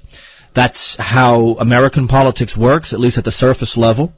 That any particular ideological point of view that you may hear on CNN or Fox can be memorized in the space of a few minutes. It's an immensely superficial approach to politics and morality. So when you have these literary figures who specialize in the intense complexity of human relations, whether it be economic or political or social or moral or psychological or sexual or familial or whatever, that these constant cross-cutting patterns are so complicated that they could never really be reduced to ideological slogans. So with any of these guys, you're not going to get a ideological approach to the world. That simply does not happen here.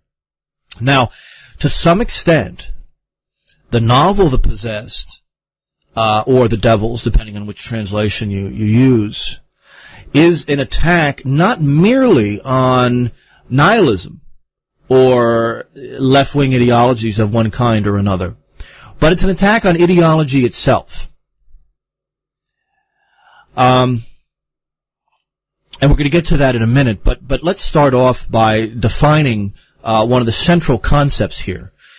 The Possessed is dealing, among many other things, with the concept of nihilism, and it's actually very rare that people who use the term have any clue what they're talking about. But again, it's very typical in politics.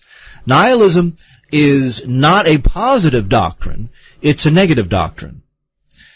Nihilism does not mean that the nihilist doesn't believe in anything.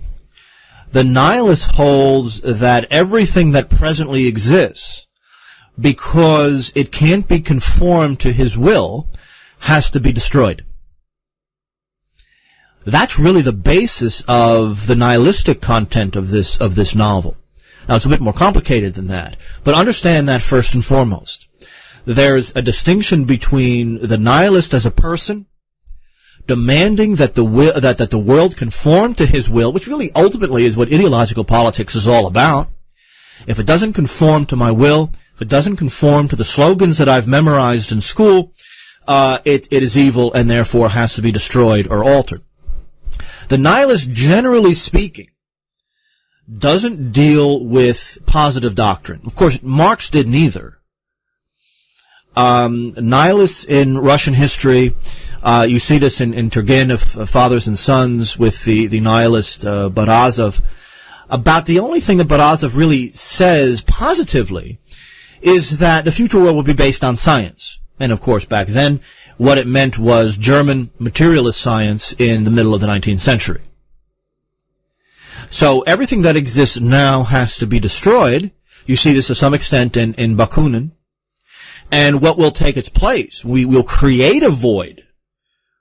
We'll take what exists, we'll destroy it, we'll create a void of nothingness. All that will exist is the will of these people who have created the void in the first place. Therefore, what will be built on this void that we will create is essentially a new idea of knowledge, of the scientific technique based on materialist assumptions. That's pretty much as far as Barazov goes in Turgenev's novel. And the nihilists really in the possessed don't go any further than that either. Now, the other issue concerning the nihilists in this novel that has to be taken very seriously is the fact that liberal writers of the first half of the 19th century did not mean for the nihilistic movement or the later communist movement to come into existence.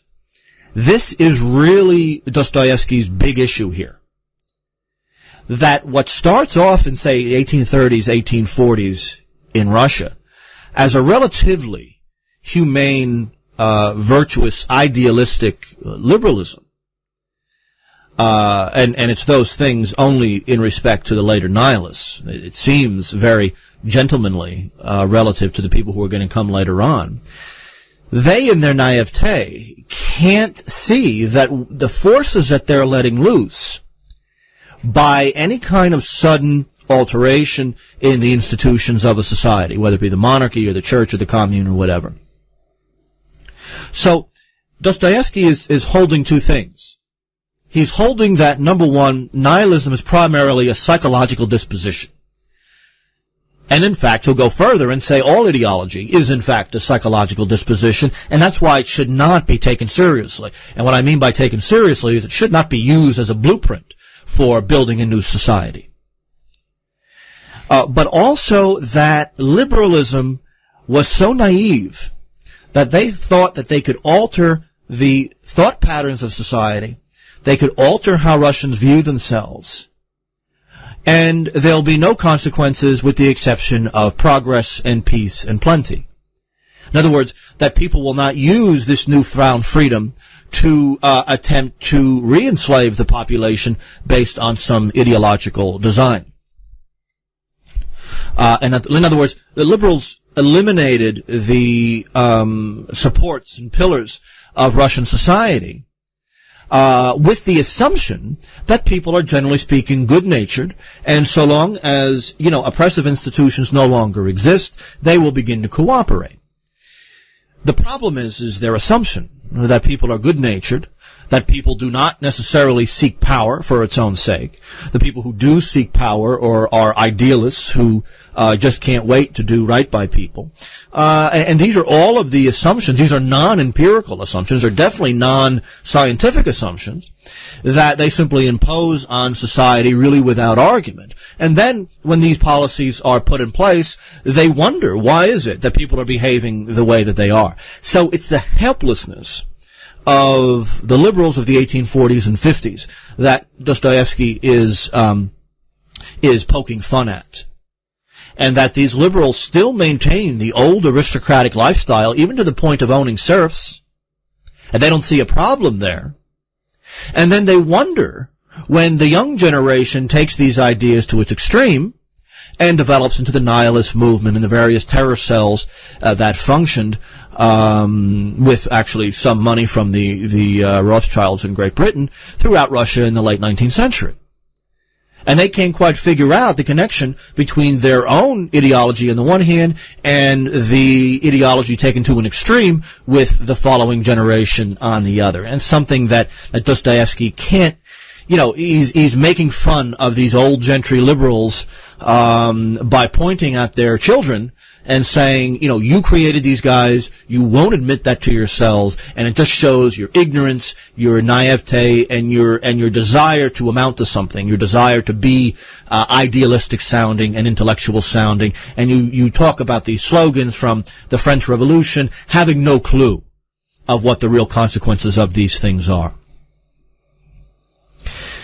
One of the main characters, and by the way, in terms of the possessed, there really is no single main figure. Some people say that is a flaw, and it's because they don't understand the book. There is no central figure, for a bunch of reasons. Number one, because we're dealing with a series of social movements, none of which really have a personal leader. You're not going to find a personal leader until Lenin in the 20th century. Number two, you're talking about not just ideological or philosophical types. You're talking about psychological types. More than anything else, Dostoevsky is talking about psychological roots of all of these movements. And he doesn't care whether it's a right-wing or a left-wing movement or something else. He is absolutely convinced that, and I agree with him to a great extent, that ideology is primarily an expression of the psychological state of the individual or the community of people who hold to that point of view. Now, one of the main characters is Stavrogin. He is one of the new generation of nihilists, and Dostoevsky, this is a very large book, Stavrogin is pointed at as really the example of somebody when they are separated from their roots to the soil. There's one thing that's very consistent in Dostoevsky's point of view, and that is Russia is an agrarian country, but even more than that, the agrarian life is superior to that of the urban life or the suburban life. That the life of the soil, although it's very hard work, it's honest, and it connects you with a community of people, including the land and the crops and the minerals and the labor itself. When you eliminate people from those roots, you do psychological damage to these people. But it's more than that. Dostoevsky is looking at Western Europe. He's looking at Russia slowly beginning to imitate Western Europe, which he thinks is a big mistake. And he sees a cosmic rootlessness. It's not just a matter of a character like Stavrogin or the nihilist movement in general. It's the concept of a complete lack of rootedness to the soil, to family, to nation. What you have instead is ideology. But these ideologies are really expressions of highly problematic and distorted psychological causes. It doesn't take long, you see these characters, Stavrogin in particular, that the forces that have been released by the liberal generation of the 1840s are out of control by the 1860s. That the forces of desire, the forces of lust, anger, that are released in these movements cannot be brought under control, well, I guess with the exception of an equally violent and centralized movement. Violence begets violence, and the only way it ever stops is when somebody with supreme authority and supreme control can then impose his will on the society as a whole. We see this with the Leviathan with Thomas Hobbes in the 17th century, actually 16th century, and Lenin in the Soviet Union. One and the same thing. The only way that the violence can be stopped is somebody with a tremendous amount of power and complete ruthlessness is able then to impose his will on everybody else. Stavrogin is accused, and I think Dostoyevsky is saying a lot here. Stavrogin is accused of being a member of secret societies in St. Petersburg that deal with all kinds of perverted sexual acts, including bestiality. Now, a lot of these secret societies did actually exist in St. Petersburg in the 19th century. I don't know about the bestiality part, but the very fact that someone like Rasputin in the beginning of the 20th century can create an entire sexual community around himself suggests that the morals of that city had largely disappeared in the beginning of the 20th century. Any concept of restraint, particularly among the wealthy.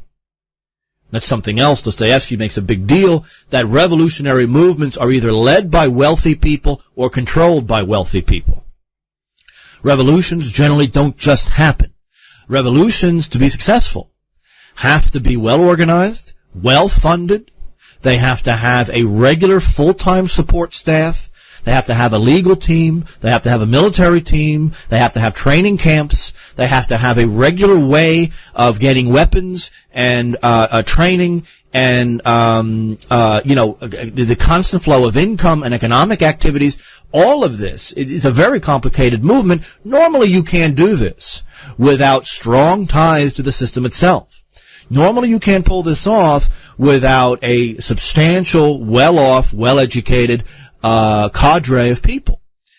Nowhere in this book, The Possessed, nowhere really in terms of the basic policies of revolutionary movement do you have any real discussion of how the poor are going to be lifted out of poverty, how they're going to be put on a strong moral and economic footing.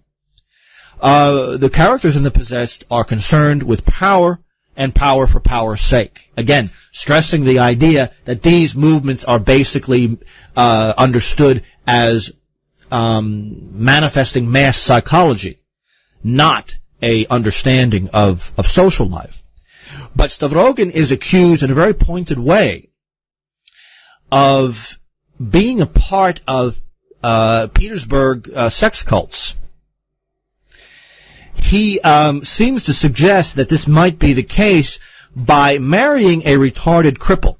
He marries a retarded girl, a crippled girl named Maria, and she is, and people attack him for this. They think, and it's probably the case, that he marries her just to defile her, just so he can have a woman completely under his control and manipulation, a way to keep the object of his lust in front of him and under control at all times. And Dostoevsky makes a point here that vice, and not just sexual vice, but the constant obsession with money, these vices are a drug. They're addictive. Once you get into them, it's very hard to get out of them, strictly on psychological grounds. You know, when you look at the powers that be that control both the left wing and the right wing in American politics, the big foundations, the big universities, these people, always wealthy, elite people who control these things, they're never satisfied. No matter how wealthy they are, they still want more money. They have more money than they can ever spend or probably ever know, and it's never enough. And if they're not talking about money, they're talking about power. The use of this money to control society. The corrupt media in America made a big deal last year when Bill Gates and Warren Buffett spent billions of dollars and gave it to charity. Well, of course, what they didn't tell you is that they gave these monies to left-wing ideological movements. They gave them to the pro-abortion movement. They gave them to left-wing version of the environmentalist movement. They gave them to homosexual and immigrant movements. They gave them to NAACP and NOW, the National Council of Churches. They gave them to every left-wing group they could get their hands on. Of course, it's about power. But the desire for money and the desire for power is really one and the same thing. If comfort and ease is what these people wanted, all they would do is take a few $1 million, sell the rest of their holdings, and go retire to Jamaica or the south of France and live there for the rest of their lives. But they don't do that. They remain in the stress-filled struggles in the economic world in America and Europe, suggesting that they really aren't interested in ease and a good life. They're interested in power. They're interested in domination. It's not about money anymore. If it was simply about, having nice cars and boats and women, they would just take $1 billion, sell everything else, and move away, and never have to work another day in their lives. Any of these rich guys can do that tomorrow with minimal effort. But they never do that. They stay, they continue to work 16 hours a day and continue to suffer in this stress-filled world. That exists today. It existed in 19th century Russia, and Dostoyevsky does scratch his head about this. It's about power. It's about control. But these things are desired because they have addictive capacities, especially when you have a view of the world. You have a view of the world that there really isn't anything. It's simply a blind play of forces. There is no spiritual reality in the true sense of the word. There certainly is no God or natural law. So what is there? There's cause and effect. There's power. There's the interplay of material forces and energies. That's it. There is no purpose. There is no final end. Now, that's a mentality that comes up in almost every single one of Dostoevsky's works. How could anyone live and function in that point of view? And in fact, there is another character, Kirillov, in The Possessed, that has precisely that point of view. He cannot reconcile the fact that on the one hand, I'm an atheist, I believe in freedom. There's always a highly intelligent atheist in Dostoevsky's novels. There's always an atheist who is Dostoevsky's idea is, I'm going to make the atheist characters as intelligent as I possibly can. Put in their characters the ultimate, up-to-date scientific points of view on things. It's not an intellectual problem. It's a moral problem, and it's a psychological problem. A character like Kirillov, he can't, he believes in atheism and free thought on the one hand, but realizes from a certain scientific point of view that there is no freedom on the other hand. Everything's a matter of simple cause and effect. There is no room for freedom here. Kirillov says, and this happens again, you see this all throughout Dostoevsky's works, Kirillov says, if God is real, then my will doesn't mean anything. Everything is under God, and I have to serve Him full time. That would be the consistent conclusion from saying that God exists. If God exists, then my will doesn't mean much. But if God does not exist, then my will means everything. In fact, if God exists, my will means nothing. The only will that matters is the divine will itself, God's. On the other hand, if God does not exist, then it doesn't mean there's not divinity. There is divinity. But that divinity is now my own will. My will becomes divine. But I can't really take that seriously, Kirillov says, because I look around me and I see life as absolutely absurd. I look around me and I notice that there is no freedom. There can't be any freedom. If I take the human mind as a series of nerve endings and energies and electricity firing off in a certain pattern, I can't call that freedom. It's no different in the human mind than it is in a tree, than it is in human society, than it is in economics, than it is in the grass. It's all one and the same thing, a random firing of electricity and energy and force. So how can I talk about freedom? There is one way. There is one way I can talk about freedom. There is one way I can negate this mindless, literally mindless cause and effect, and that is suicide. Kirillov is not the only suicide in Dostoevsky's novels. Ippolit is in The Idiot. Again, on a very similar point of view. It seems that if I hold the point of view of your classic 19th century materialist atheist, the only way that I can make my freedom real is by killing myself. That is the one act, the one proof of the divinity of my will. If God creates the world, I can negate the world.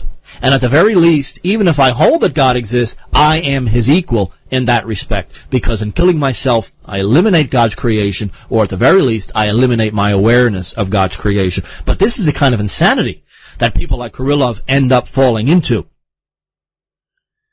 In other words, suicide ends up being a protest of this will, this will that seeks freedom, but from a scientific point of view, from an ontological point of view, cannot find it in the way that science understands the world as a series of random forces, cause and effect of immense complexity.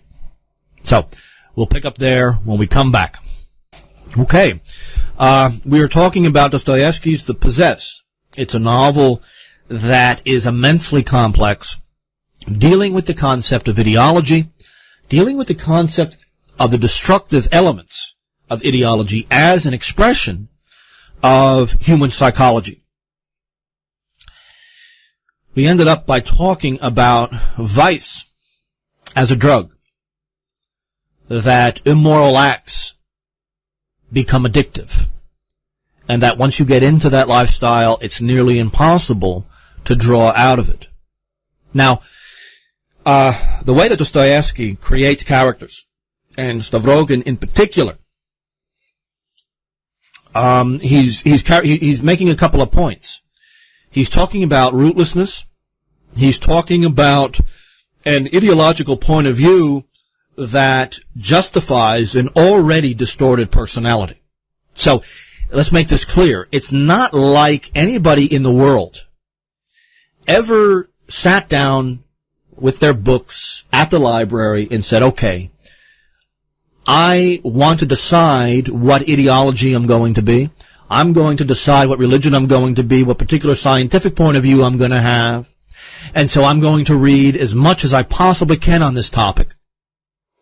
And I'm going to make a pro-con list for each particular ideological or religious view that I could find. And then when I'm done with that, I'll tally up all my pro-con lists, and then I'll decide what I'm going to be, solely based on that. Has that ever happened? Of course it's never happened.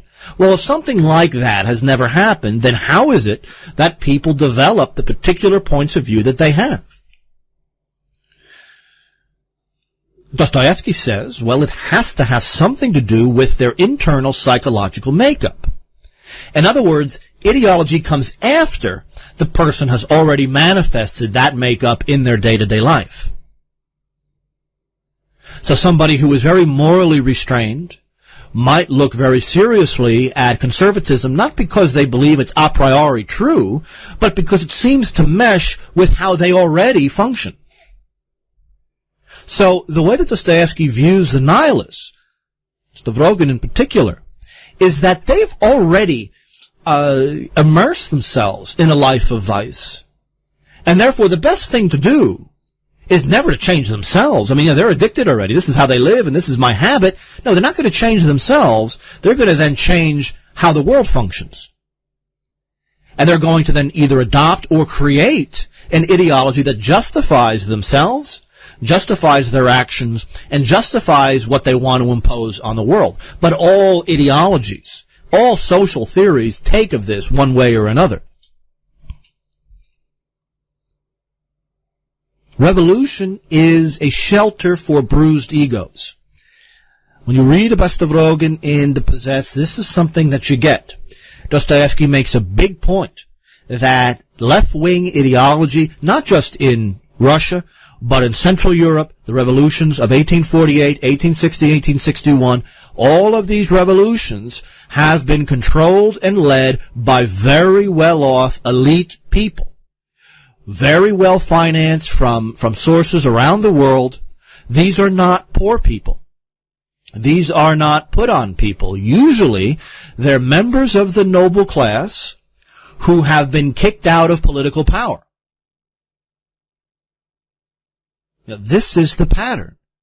They could be middle-class or upper-middle-class elites, intellectuals who don't believe that the system reflects the power that they have.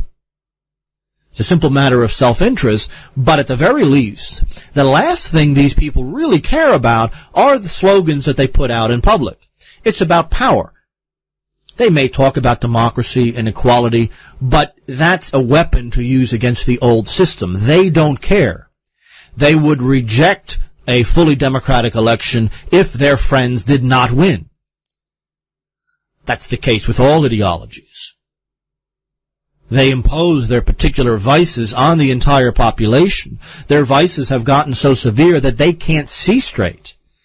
They can't look at a person and see another person. They see a replica of themselves. I'm this way, and therefore society is this way, and it's always been this way.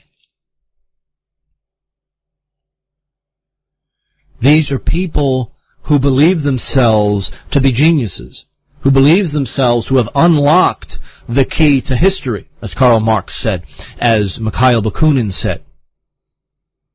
And therefore, how can anyone possibly oppose me here? It's about power. What the possessed is Russia as a whole.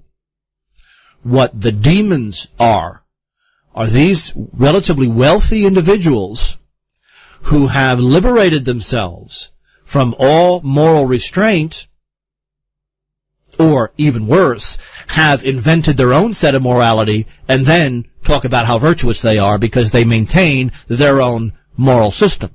Their own moral system, which of course is purely self-interested.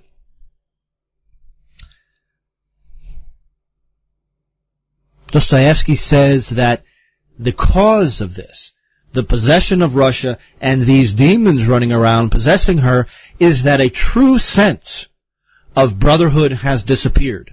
Now, brotherhood in this case is a relatively technical term. In Russian it is sobornost. In Ukrainian it's sobornopravanya. These words are highly technical phrases that developed in the 19th century within a specifically Russian context. Let me make the distinction here.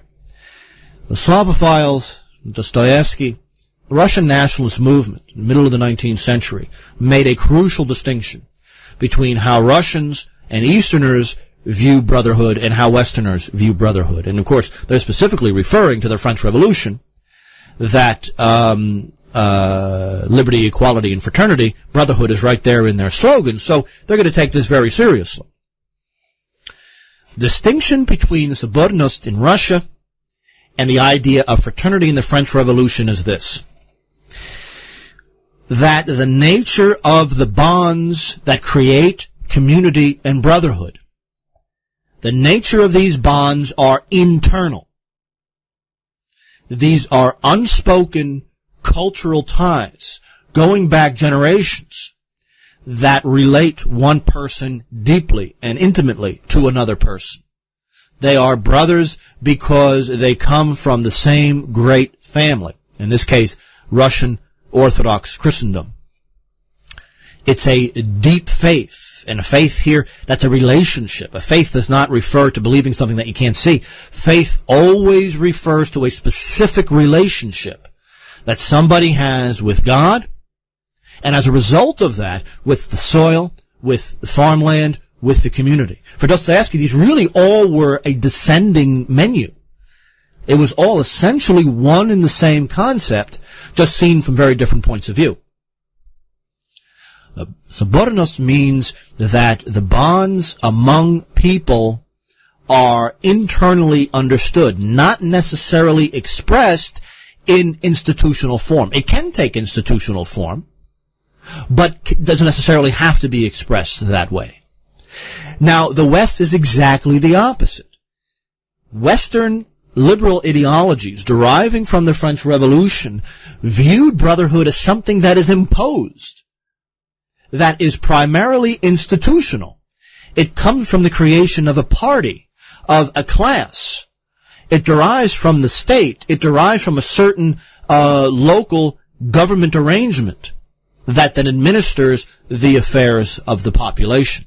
That's the exact opposite of the Russian concept of subordinates. And this is how, Russian nationalists could never comprehend the mentality of Marxism, the mentality even of Western forms of nationalism, because they're based on two very different points of view.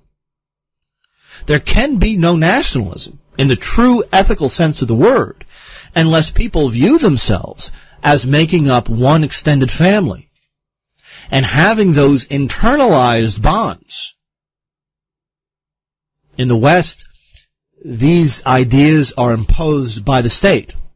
They're imposed by economic forms, even educational and scientific forms. But Dostoyevsky looks at these Western ideologies, and he sees a very well-written logical shell. Very interesting, worth reading. But in terms of day-to-day life, it's just a shell. People still remain isolated from one another, regardless of the ideological slogans that they happen to chant in their demonstrations. Here's another concept that needs to be taken very seriously in the possessed. The idea of vice. The idea of vice is justified by ideology, but there's one more step. Vice turns men into machines. Dostoyevsky is relatively opposed to the concept of industrialization because so many of the Russian emigres in the 19th century, the Herzen and Bakunin, these people, they go off, they live in Germany or England or France, and they come back to Russia usually very disillusioned in how Europeans live. And one of the reasons that they become very disillusioned is they really see economically that machines don't work for men, men work for the machines. And they see that the economic system of industrial capitalism has turned men into machines. But there's something more. Somebody who is addicted to vice is easy to control. The characters, the nihilist characters in The Possessed, talk about what they're going to do when they gain power. One of the things that they're going to do is make certain that traditional morality goes out the window. Traditional virtue goes out the window. It's very difficult to control somebody who maintains the old orthodox way of life. It's easy to control somebody when they are addicted to their own lusts and desires. And it doesn't take a genius to figure out how. If you're in a position to satisfy that desire for a certain person, then you control that certain person. If someone's addicted to drugs, and you're the only game in town in terms of getting those drugs, you can make that person do whatever you want for you. It's very different in the concept of subornos, in the concept of internal bonds of both religious and ethnic background. Machines are easy to control. When you reduce the human mind to a series of desires that demand to be fulfilled, all you've done is turn a man into a machine. The machine demands fuel, and if all the parts are in working order, it will do what it's supposed to do, and it will be very predictable and very scientific. That's exactly what the modern ideologues want to do to the population. And Dostoevsky really makes no distinction between the various ideologies that are developing in 19th century Russia, because he does have a Russian nationalist, Shatov, falling into the same trap as these other guys. Shatov is one of these guys who is he's a firm Russian Orthodox nationalist that, as the book goes on, turns out to be an atheist. This is not an uncommon theme in Dostoevsky's work. The idea that you can have a full religious system, a full theology, beautifully put together, very intelligent, very philosophical, a strong cultural background, a strong concept of a Christian civilization, have this all function, have this all operate as well as it can be, and have no God present whatsoever. But what really matters here is the system, not the fact that it derives from a divine source. So Dostoyevsky is not, just talking about nihilists here. At the time in Russia, the nihilists were the most violent. I mean, they were terrorists. They shot government officials. They shot sympathizers to the government. They planted bombs. They eventually will kill Alexander II. So obviously they are the people who are getting all of the attention. But he's not going to discriminate here. So you have a situation in the Possessed where you have all of these ideologues. Not one of them is stupid. Not one of them is uneducated. All of these people are educated, basically noble-based writers and theorists and activists. They are all very intelligent, and they're intelligent in the sense that they all have a very well thought out ideological system. But having a very well thought out ideological and philosophical system has absolutely nothing to do with how you behave. So you have somebody like one of the main characters, the classic liberal of the 1840s, really as close as you can get to really a hero, and he's not a hero, but he's as close as you can get, Verkhovensky.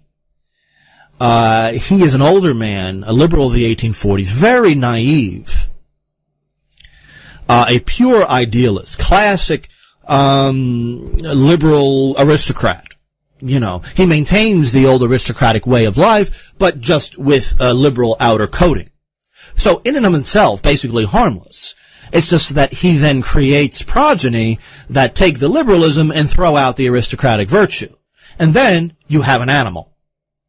The problem with Verkhovensky is that he, his personal behavior, including the ownership of serfs,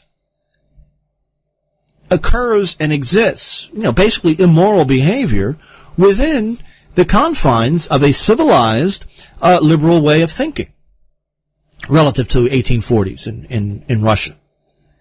So ideological systems don't have any connection with how people behave. So what are they? Again, we go back to the concept that these things ultimately are the creations of human psychology. So ultimately you have a situation with the nobility, really extremely declining in power and money and influence throughout the 19th century. The nobility is kind of upset about their lives of living off the common population, not really being taxed, not really having to have a job. And so, they adopt liberalism as a way of dealing with this guilt. Dostoyevsky makes this very clear in The Possessed. So it's not a function of whether or not liberalism is true. It's a function that liberalism makes me feel better because I come from a noble background that, at least in some cases during its existence, has exploited the common population and not given anything back in return. So the concept is ideology is the result of psychological stress and psychological trauma. Liberalism cannot control the results of its agitation. And Dostoyevsky really makes it very clear that Verkhovensky is not a bad man. He may be misguided, he may be silly, he may be idle, and he definitely is idle. Most of the nobility was at the time. The problem with Verkhovensky is that he's a hybrid. The hybrid can't continue to function. He maintains the old aristocratic virtue with a liberal ideology. It's not a surprise that less than a generation later, younger people will take the liberalism and throw the aristocracy out the window. All of ththese characters, Krylov, Stavrogin, Verkhovensky, Shatov, they want power for the sake of power. They want power because the ideology does something to them positively. That the ideology makes them feel intelligent. It makes them feel powerful. It gives them the mantle of a prophet. It makes them sound well informed. It covers over their guilt. It justifies their evil behavior. That's the function of these movements. It's never been a function of whether or not these ideas are true, or whether or not these ideas will work, or whether or not these ideas are good are evil. They function and they gain popularity because they help the psychological state of the people who adopt them. The way that Dostoyevsky views this kind of progress, historical progress, is that a society cannot move forward, however you define that, whether it be in terms of morality or religion or mechanization or science, however you define progress, society cannot move in that direction without having the full consent and comprehension of the common population. This is Dostoyevsky's problem with Peter the Great. The cult of Peter the Great existed largely with official circles around the monarchy in Russia. Because even Russian nationalists and conservatives, generally speaking, had a big problem with Peter. Solzhenitsyn had a problem with Peter. Dostoevsky had a problem with him. I think any intelligent Russian nationalist will have a problem with Peter the Great based on the idea that he forced at least elite Russia into a European mold. And he executed and exiled a whole lot of people in the process of forcing a Western European idea, both in Peter's case, a Dutch and a Swedish idea, onto the Russian population. He forced Russia into a foreign mold without the consent of the average population. This is the problem. There can be no historical motion without the consent and day-to-day functioning of the common population. They have to be on board, otherwise you simply have the reign of force and violence. That's what Peter did, and ultimately that's what Lenin is going to do. But Dostoyevsky predicted the coming of the Leninist ideology that used the rhetoric of assisting the poor and assisting the farmers, really with the only end of exploiting them, sending them to the camps, and forcing them to work for a regime that is just as economically stratified as any that had come before it. Ultimately, Marxism was a massive wealth transfer. All the wealth of Russia went to the Communist Party. No different than in 1990, 1995, all the remaining wealth of Russia then went to the Jewish oligarchs and mafia figures in Russia. It's one and the same thing. Dostoevsky predicts this idea that ultimately when a ideological group takes power, one way or another, they're simply going to transfer the nation's wealth to themselves in the name of some ideological point of view. These revolutionaries are the vainest and most arrogant of people, because ultimately it's about them. It's about their desires. It's about their psychological state. Dostoevsky was a national socialist of sorts, in that he did believe in nationalism. He also believed in socialism. The socialism that he believed in was based on the old Russian idea of subordinates, the idea of a highly moral, ascetic, agrarian community based around family love, the church, the limitation of wants, and the building of virtue, to the exclusion of this constant search for money and power. So he believed that these two ideas, nationalism and socialism, could work together. And he did develop a sense of that kind of interrelation. But his idea of socialism was a strictly humanitarian and moral idea based on the agrarian way of life and on the national idea of Orthodox Christendom. It was a real sense of mutual love, and love in the sense of the family. The family, the community, and the nation and the church, all of these are extensions of the family relationship. So, that is a very brief summary of a few ideas in Dostoevsky's The Possessed. We are not able to get to Dostoevsky and nationalism. We will possibly do that next time. We'll see what else we have on the agenda for next week. So I want to thank Mike and Steve for helping me here, Dietrich, of course, and I want to thank my listeners for bearing with me through a lot of this stuff. I know it can be difficult for people who are new to this subject, but maybe it will bring you to read some of these things and to come to my website, of course, rushjournal.com, where a lot of these things are spelled out in different terms, different literary figures and political figures as well. So goodbye, God bless, and I'll see you next week.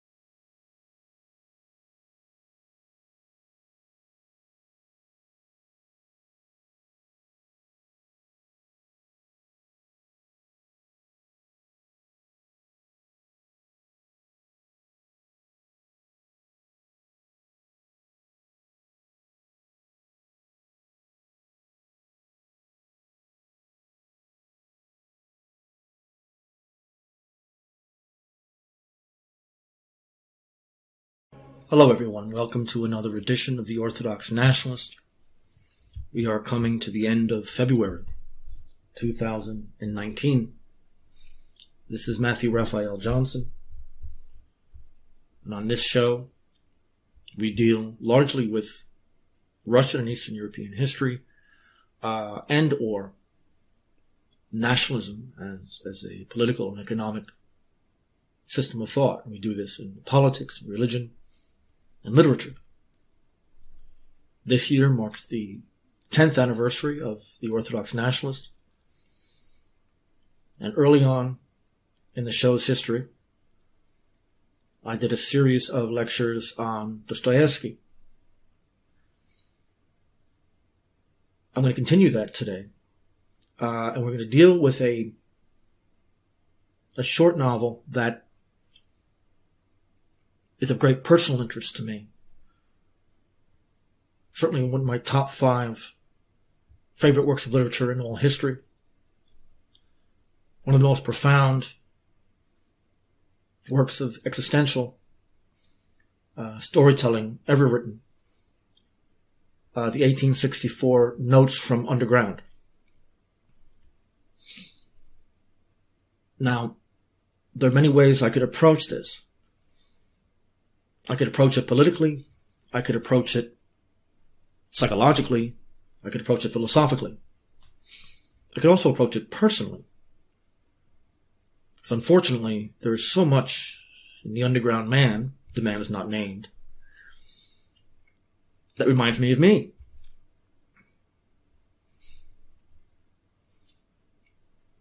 It's a work that's rarely understood for a whole bunch of reasons. Gogol and Dostoyevsky considered himself a student of Gogol. Gogol's Diary of a Madman is my single favorite work of literature of all time, for very similar reasons. The typical university professor, literary writers in the academy are the ones who do most of the interpretation of this kind of thing. And, of course, I was one of them for many, many years. And I still am, just outside of the academy for now. But these guys are way too alienated and self-absorbed to realize that these men are talking about them.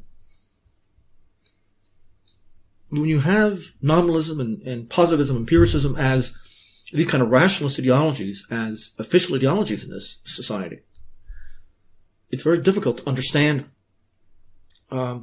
someone who's coming from the point of view of Slavophile realism. This is completely foreign territory. This work is a guerrilla-style challenge, really, to their own intellectual arrogance and laziness. The limitations of reason are at issue here. And of course, like everything we do on this show, it's an attack on rationalism. Rationalism, empiricism, positivism, nominalism, these are part of the same Atlantean, to use the geopolitical term, sea-based system, based largely in Great Britain. I wrote my doctoral dissertation in 1999 on Michael Oakeshott's Rationalism in Politics. And here's how I defined rationalism, and I defined it back then, and I stand by it today, and this really is my interpretation of how Oakeshott describes it. I say this: modernism is a fundamental principle of the contemporary age and holds that mankind is essenceless and is thus able to create and recreate itself according to any rational plan. Rationalism, in turn, is a general method of this social self-creation and concerns an approach to the social world that seeks, as its end, a totally self-contained view of morality and politics. This is to say that often in radical politics, the scientific view leads to an ideology that promises to grant salvation to a humanity long groaning under the yoke of tradition, religion, and fragmentation. These ideologies, by the enthronement of humanity and human reason as the ontological center of the universe, in the sense that humanity can recreate nature, morals, and politics to suit its own ends and desires. This is revolution, the essence of modernism. Before you even begin reading Dostoyevsky, and certainly this novel, this has to be understood first and foremost. See, the problem is, those involved in literary criticism aren't trained in political theory or even history. The divisions in the academic world are completely unjustified. It leads to these ridiculous and irrational consequences. Those who can understand this kind of thing are not those who are writing on Dostoyevsky.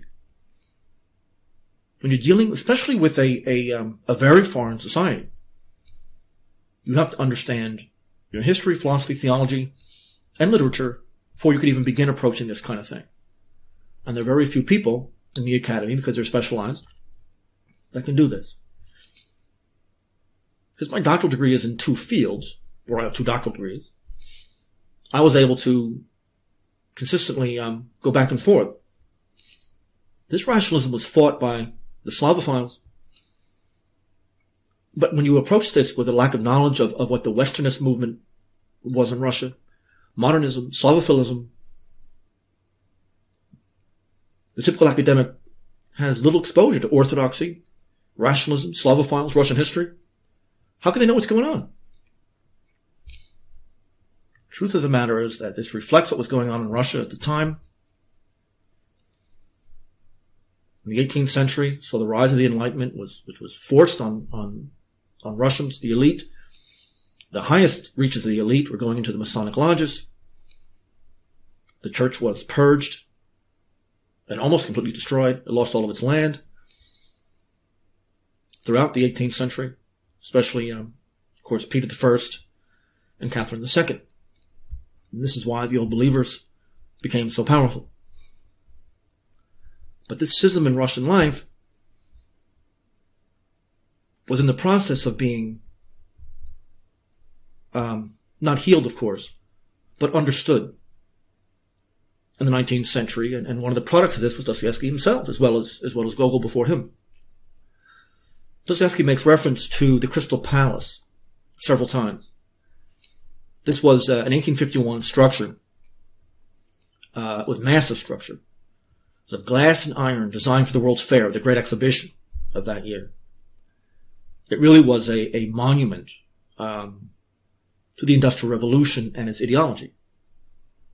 And it comes up in this story, and Dostoyevsky mentions it in chapter 5 of Winter Notes. And he says, it's a sort of biblical presence, something out of Babylon, certain prophecy from the apocalypse being brought to bear before your very eyes. You believe it would require a great deal of potent spiritual resistance and repudiation, not to surrender, not to succumb to the image, not to bow before fact, and not to idolize Baal, that is, not to accept what exists as your ideal. The foundation of St. Petersburg was a Gnostic ritual. It was accomplished with forced Cossack labor. Cossacks, of course, represented old Russia. And they were killed in large numbers. They were worked to death. Numbers vary. The lowest I've ever seen is 5,000, but it goes higher than that. And the city was built literally on top of them. So it was in every way a human sacrifice. The Gnostic mind seeks to tame and recreate nature. That the elite mind can not just dominate nature, but replace it. Petersburg was built in the most absolutely unforgiving northern swampy wilderness. It had no real purpose other than to be a refutation of Moscow, which was the spiritual capital of the country, and to completely repudiate Russian history. St. Petersburg becomes this shadow twilight world, and you see it in Gogol and Dostoyevsky, especially in works like the Overcoat or The Double. And putting it very simply, but Russia in the 19th century was a deeply divided society. You had an elite speaking French to a great extent, deeply alienated from their own people, looking Western, and the overwhelming majority of the peasantry and the townsmen, most of whom were old believers, who were Russian nationalists in one form or another. Russia was developing very rapidly, and it had a self-sufficient peasantry that owned most of the land, if not all the land, by the dawn of the 20th century. But she remained more or less unscathed of the revolutions of the 19th century. 1848, 1870 ripped Europe apart. People forget that the Habsburg monarchy was overthrown in the 1848 revolutions, but it was restored in power by Tsar Nicholas I, and that favor was returned in contempt and violence from the Austro-Hungarian Empire ever since. Now, the underground man is representative of these struggles. The underground man is a social reject. However you define that term, that's him. The issue is, the underground man becomes a critic of society precisely because he's a reject. Those who are successful and are doing well have no incentive to deconstruct the world that's been so good to them. The most cutting, radical criticism exists for those like us, those who have no stake in this system, and so we could see it objectively. The underground man is superfluous. It's a concept of man that you see it in Nietzsche a bit later, and it exists throughout 19th century Russian literature. He's really a nobody. But these rejects, you see it in Gogol and Dostoyevsky, you see it all over the place.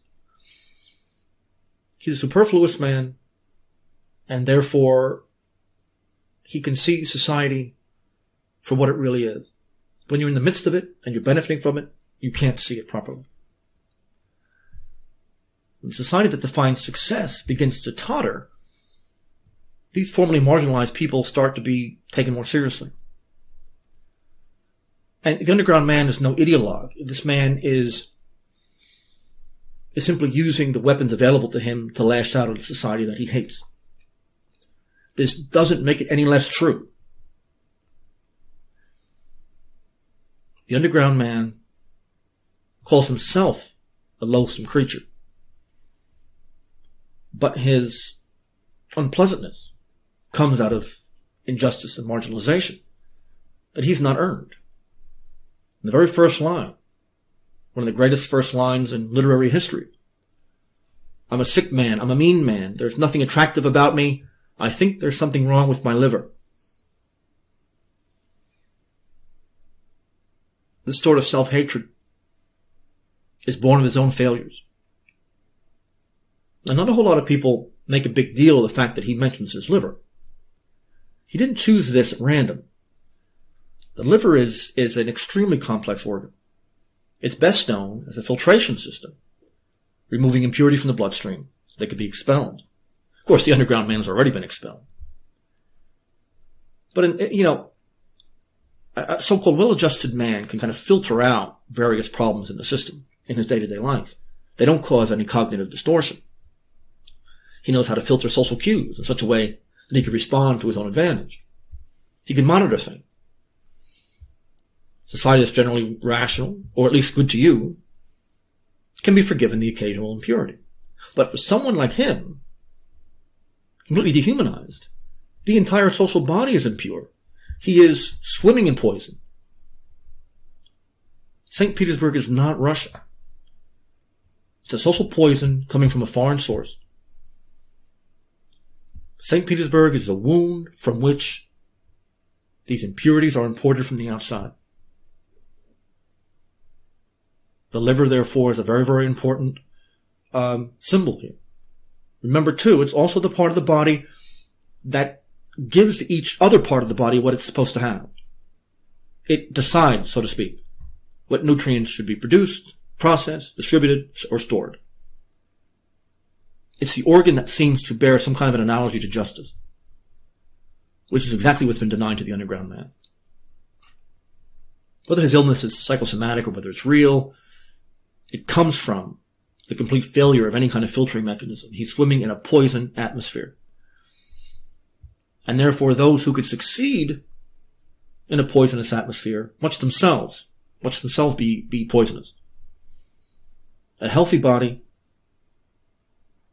in poison will be destroyed. A body that's already sick or that's been created by evil and disruption can survive and do well in a sick society. There's also a lot of references to alcohol in this story. Those who benefit from society can't quite feel the coming collapse of that system. We see it today. The middle class, especially the upper middle classes and the suburbs, because they're doing well, they can't see the fact that their end is coming. They can't see the absolute crisis that this society does not have the resources, either moral or financial, to get out of. The only people who could see this are society's outcasts. We're aware of it. Now, the three elements in this story that you have to understand, for those of you who haven't read it before. The first element is that this man's a nobody. He doesn't even have a name. He used to be a privy councillor, which in Peter the Great's table of ranks is his grading system for bureaucrats. He's shown disrespect at work. His superiors hardly notice him. He doesn't really have a position. And he even has to borrow money from someone. He wants to buy an overcoat, which he takes from Gogo, of course, so he could look more important. You know, he thinks that clothes can change who he is. And it really is just a pathetic way to cover just how meaningless you really are. And it really is pathetic. The second element is Zverkov, one of these successful men of action. He's a soldier, and he used to go to school with the underground man. He's being stationed somewhere else, and he's having a going-away party, so the underground man invites himself. And the purpose of his going wasn't to repair his reputation or to enjoy himself. No one really likes this guy.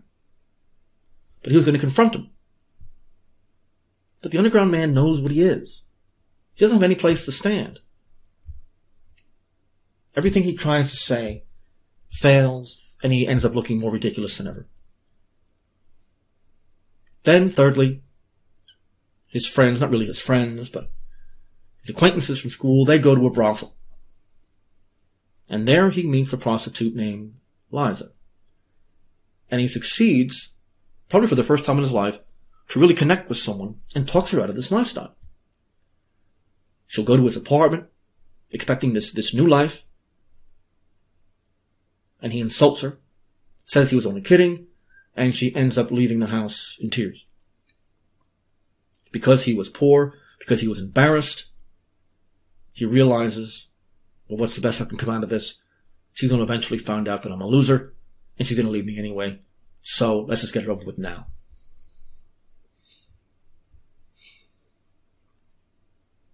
And to be honest with you, that's really the story. The issue here isn't the narrative so much. There's only a few moving parts here. He is a failure. He's a failure of the worst kind. Because once he's in that underground world, he can't get out of it. So in his anger, he starts to lash out. He lashes out at that which made others successful. The rationalist modern ideology. Now, from an ad hominem point of view, we can make fun of this guy. Or who would listen to him? He's a nobody. But it doesn't mean what he's saying isn't true.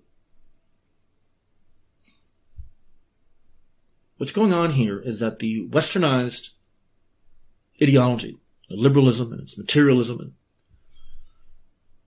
capitalism, utilitarianism, they produce this practical men. Zverkov is one of these guys. They're not reflective. They're part of a herd mentality. They act, but they don't think. They follow orders, and they do what they need to do to get ahead. They don't think very much because it's not in their interest to think very much. They're men of action, which for Dostoyevsky is not a compliment.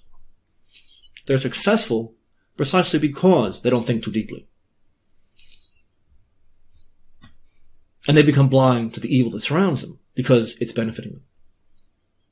And it isn't even that they're deliberately rationalizing. It's just they really just simply don't care enough.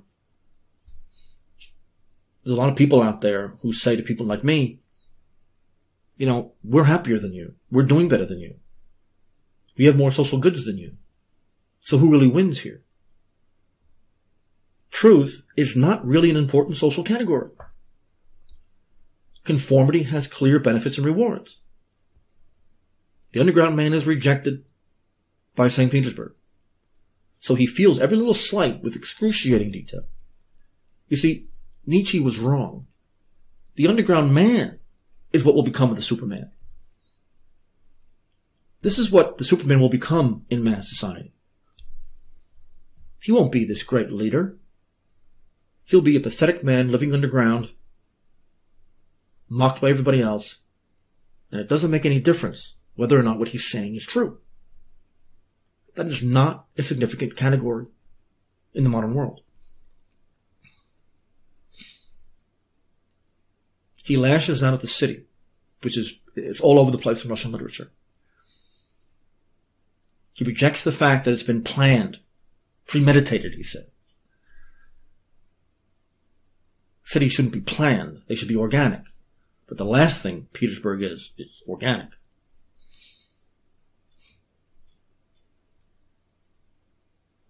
It's the floating city, meaning that it's above and beyond nature. So the ideology of it is going to derive from the same Gnostic positivism and modernism that Russian Orthodoxy has been at war with since its inception, or at least in the Petrine world. Petersburg, Peter I, Catherine II, these are revolutionaries. The modern state, capitalism, socialism, individualism, industrialism, these are all revolutionary ideologies. There's nothing more revolutionary about socialism than capitalism. Marx himself said that they're equally destructive. They all thrive on the destruction of older styles of thought in the name of progress. The underground man is entirely alone, though, because of this. He doesn't really have a sense of self. It's part of his illness. It's a vacuum. Petersburg doesn't seem to have any reason to exist except to perpetuate itself. He's angry at Zherkov, the soldier, but he's also very jealous. But none of this is his fault. It's a common trope in Dostoyevsky that the men of action are military men. This symbol of masculinity and virility are well paid. They're brave. They're everything that he isn't. And there's an officer that doesn't have a name that, 6 foot tall, this guy's a little guy. And he sees everyone getting out of his way because he's such an extraordinary persona. And he's the real reason he buys that overcoat, because he wants this guy to notice him. And he wants to bump him. He wants to, bump shoulders with him. For no other reason than to show that he is an equal. So he spends all this money to get an overcoat. He looks like some kind of respectability. The last minute he jumps out of the way. Like everybody else. He can't do it. He's searching for approval, but even beyond that, he wants people to know he exists. He's miserable beyond misery. These people, these school friends of his, have never been friends. He has no friends. He has no purpose. He has no self. He has no identity. He just lashes out. If he were to die, no one would notice. But he goes to this party because he's going to mouth off. He's going to give them this extraordinary speech that would change everything.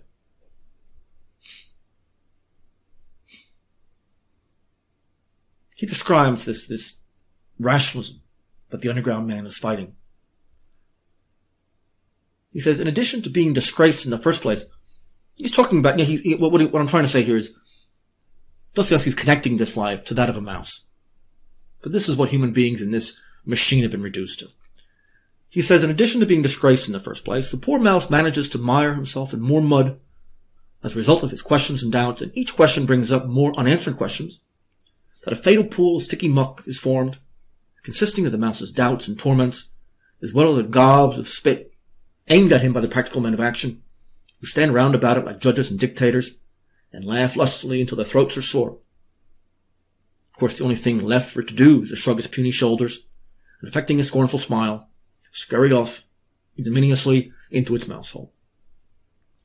In other words, the life of reason from the modern point of view, produces a state of insecurity that prevents any meaningful activity except escape.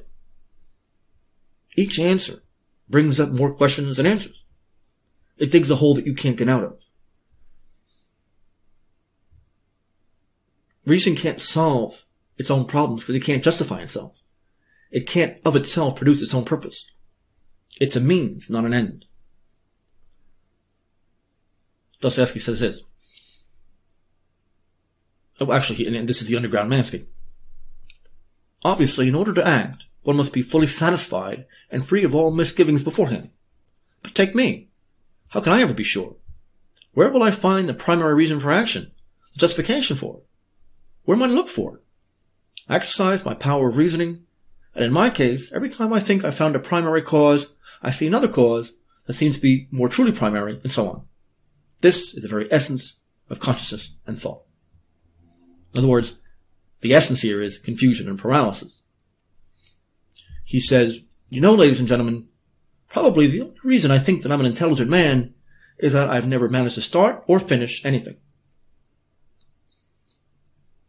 Now, what he's saying here is a naivete, the enlightenment, that can produce only rationalizations, but never reason. The basic structure here is that men are seen as individual egos, owing nothing to the past or to tradition. They seek their own self-interest, which, by the way, is, of course, easily categorized as money or prestige or something like that, pleasure of some kind. Human life is predictable, basing itself on a few quantifiable drives inherent in everyone. This is not really a conception of human nature, it's just a drive to self-preservation. Human life is driven by all of these impulses, and therefore actions, interest, and a sense of happiness are equally so. They're bound up with the same egoistic motives. Adam Smith, Jeremy Bentham, Karl Marx, they had these all in common. Getting ahead was an uncontroversial phrase. It refers to the underground man himself. It reflects on his life. And he talks a lot about self-interest. He says, since when, in these past thousands of years, has man acted exclusively out of self-interest? What about the millions of facts that show men deliberately and in full knowledge of what their real interests were, spurned them and rushed into a different direction? In other words, stubbornness and willfulness were stronger in these people than their interests. See, rationalism has to always assume that self-interest is something that benefits the person. But this is far from empirically the case. Many men will will their own pain and destruction. The underground man says, and this is when he's speaking to these other people, as far as I can make out, you've based your scale of advantages on statistical averages and scientific formulas thought up by economists. And since your scale consists of such advantages as happiness, prosperity, freedom, security, and all that a man who deliberately disregarded the scale would be branded by you, and me too, as a matter of fact, as an obscurantist and utterly insane. But what's really remarkable is that all your statisticians, sages, humanitarians, when they're listing human advantages, insist on leaving out one of them. They never allow for it, thus invalidating all their calculations. Well, what's left out is the free will itself. Psychology has destroyed the idea that our motivations are simple, or that self-interest or the drive for pleasure is easy to understand. The one advantage that utilitarianism can't understand, and he says that a man always and everywhere prefers to act in the way he feels like acting, and not in the way his reason and interest tell him. the free will becomes a good in and of itself, not truth, not pleasure, not self-interest.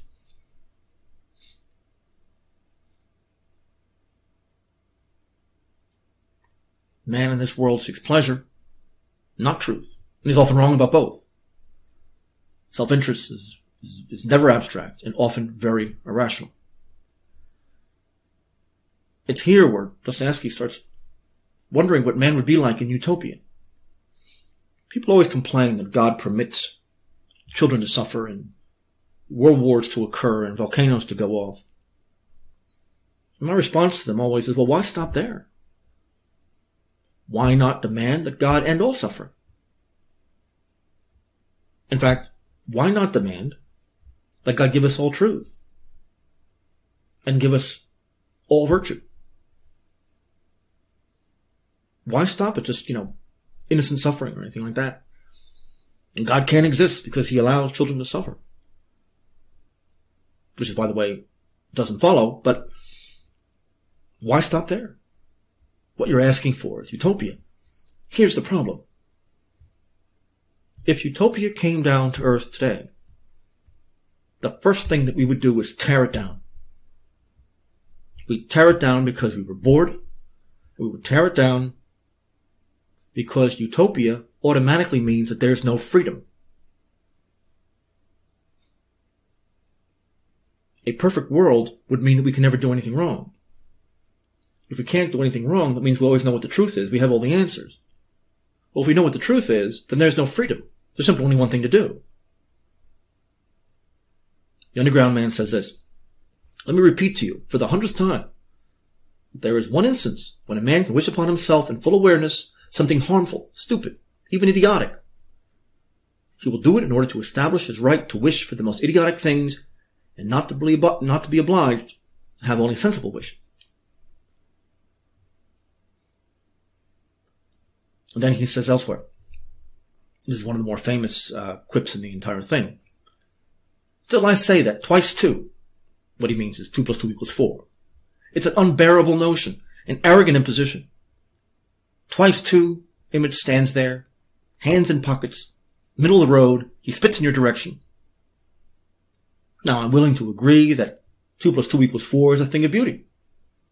But if we're going to praise everything like that, then I say that twice 2 makes 4, or twice 2 makes 5, is also a delightful little item now and again. 2 plus 2 equals 4, or A equals A, is another word for this scientific utopia that we were promised many centuries ago. Utopia, a world without pain, a world without falsity, also means a world without choice.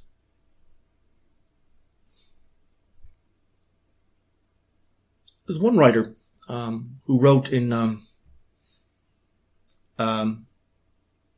the Journal of History of Ideas. The paper is called The Case Against Rational Egoism in the Notes from Underground.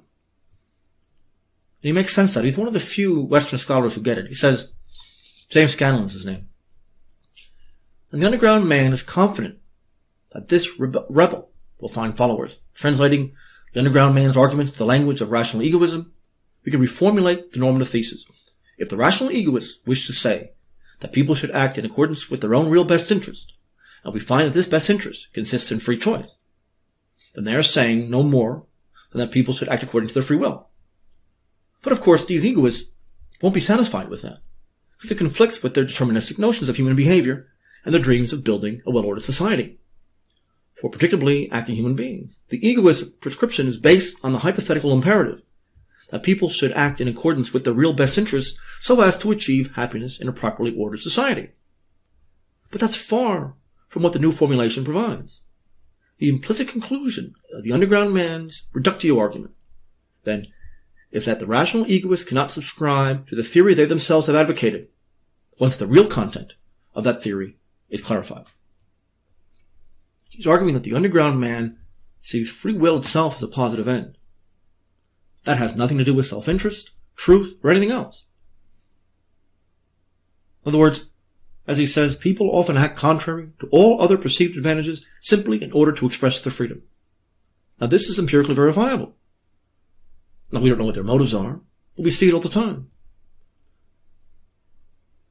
We see very intelligent people deliberately destroy themselves, claiming that this is in their own best interest. It's a naive ideology. It's the old story, you've all heard it with Adam Smith, that at one level, the level of individuals, we act selfishly. However, since we all have to live in society, acting selfishly, gaining what we can, would mean that we have to serve the whole. We don't want to serve the whole. Just so happens that because we live in a society, to get ahead, we have to. Now, the problem with all of this is that it tries to explain too much. When someone's so-called best interest leads to disaster, then all one of these people has to say is that, well, it wasn't really their best interest. So it's circular and dishonest. In chapter 7 of part 1, the underground man says this. And then, it's still you speaking, new economic relations will come into being, already made and calculated with mathematical precision, so that in a single instant all possible questions will disappear, precisely because all possible answers to them will have been granted. Then the crystal palace will be constructed.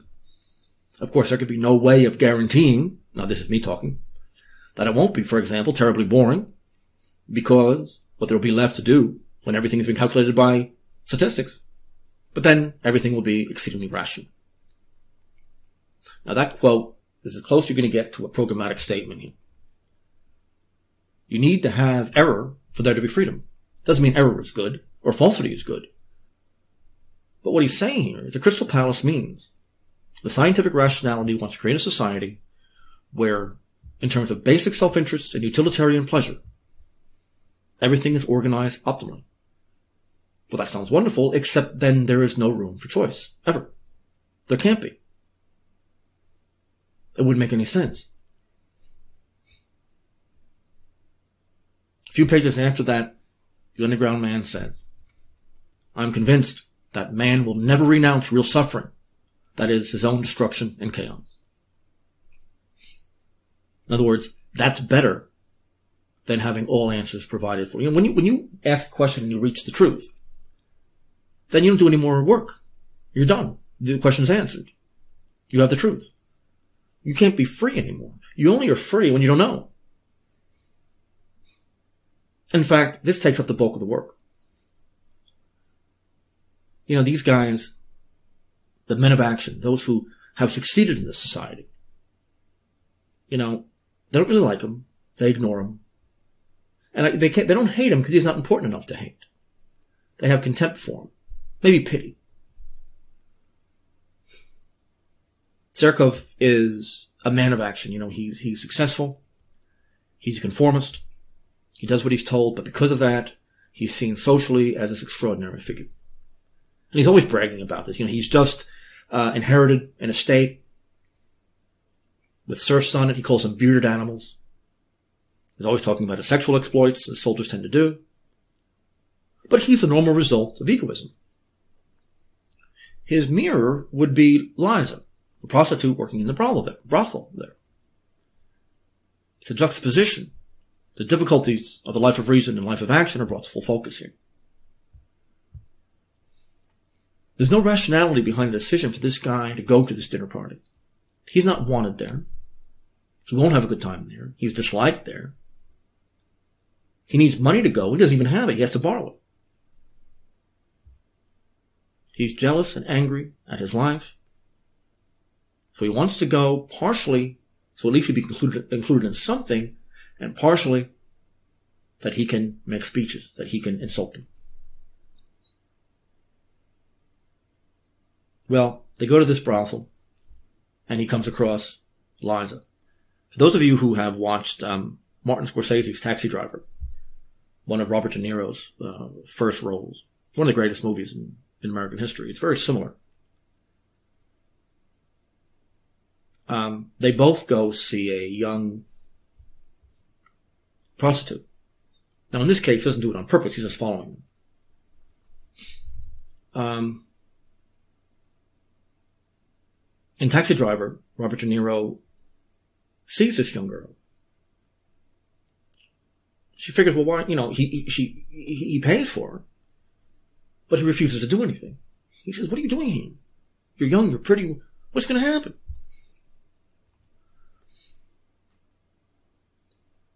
And of course, the partygoers don't give a damn. They're just hunks of meat. It's no accident that he calls his serfs that he just inherited. These guys all seem to fall ass backwards into good fortune all the time. They don't have to do anything. Society just seems to be organized in their interests somehow. They don't think like this. In Taxi Driver, what ends up happening is that at some point, he actually talks this, her name was Iris, talks her out of this. Just like the Underground Man does here with Liza. Now what doesn't happen, of course, in Taxi Driver, Robert De Niro shoots up the place, thinking that he's a murderer. And in fact, these are all wanted criminals who were all armed. He's the hero. Now, nothing in the Underground Man is ever heroic. And that's where Taxi Driver very much differs from the Underground Man. But they're very, very similar in a lot of other ways. But the Underground Man certainly is the type, if he had the opportunity, to start shooting. And the only thing is dumb luck. Robert De Niro's character doesn't give a damn. Travis is his name. Doesn't care, who he's shooting. He just, he wants to save this girl. It's a way to assert his own manliness. And of course, it's really the best part of being a man is that you want to protect these vulnerable people. He was a Marine in the Vietnam War. This guy was a minor privy councilor in the government. Not treated very well. And he, again, falls ass backwards into heroism. He doesn't mean to, he just did. And the funny thing about Taxi Driver is that Robert De Niro is same boring life afterwards. Nothing changes. He's still driving his taxi around. He's still lonely. He's still alone. But in both cases, they say the Underground Man, really for the only time we see in any of these stories, he actually starts making real connections with somebody. And he says to Liza, the Underground Man says to Liza, that you're going to grow old. You're going to be used up. You're going to get diseases. And you're never going to have a normal relationship with a man now. But maybe a few months from now. This isn't some theoretical future. You will never know real romance or husband or family. You're going to die of some disease. You'll be discarded. No different than a machine in a factory that has to be discarded as it wears down. That's the problem here.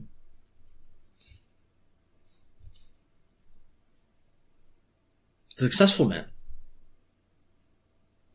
the soldiers here, we're talking about Zherkov and his friends, is given the world's admiration, the exact mirror image of the Underground Man. Because he's wealthy and successful and attractive, he's never had to question anything. One of his friends, Trudoblov, symbolizes the masses of the Western world. He's one of the partygoers. He knows the Underground Man from school. He shows him a little bit of courtesy. But he's the type of guy, Trulubov, who unthinkingly venerates success, like the worshipper of celebrity. Maybe if he attaches himself to this guy, he himself will be well off. Now he sees the Underground Man far beneath him for this reason. He doesn't dislike him necessarily, but because he's not successful, there's something wrong with him. The Underground Man can never win. That's the issue. He could speak truth. He could say the most profound things. And because he is the wreck that he is, no one will listen.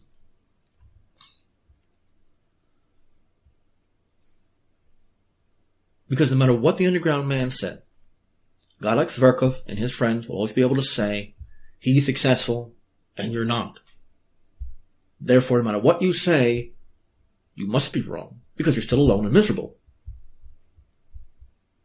So, for the masses, and this has everything to do with mass society, truth is in results, not in facts or proposition. The Underground Man might be right, it just doesn't make any difference. Michael Oakeshott, again, referencing him, he has a little-known article that came out in the Liberty Press edition in 1992, after his death. He's talking about mass society in this respect. And shockingly enough, now he's not referring to Dostoyevsky at all, but he captures what we're trying to talk about here. He says, already outmaneuvered in the field of conduct, he now suffers a defeat at home, in his own character. What had been no more than a doubt about his ability to hold his own in the struggle for existence, it becomes a radical distrust of himself. What had become merely a hostile prospect disclosed itself as an abyss. What had been the discomfort of ill success has now turned into misery and guilt. Clearly, the underground man has lost the struggle for existence. But what's not clear is whether or not he should have been able to struggle at all. Oakeshott himself said that this was a revolutionary doctrine that typifies modernity. Failing in it is hardly a moral failing. Now, his reaction to it might be. But if you already define society as a Darwinian struggle, and you succeed in it, well, by your own definition, you must be a great guy. And therefore, those who fail aren't. But of course, the broader question is that the proper way to view society? The underground man says of Zherkov and people like him, says he was favored with the gifts of nature, rather than any real personal merit. And he notices that he hasn't changed very much from when they were in school. He doesn't have to. He's never had to think. He's never had to be introspective. A successful man like that has no reason to be angry or frustrated, so he treats the underground man, pleasantly. Maybe condescendingly. Only a reject's going to lash out.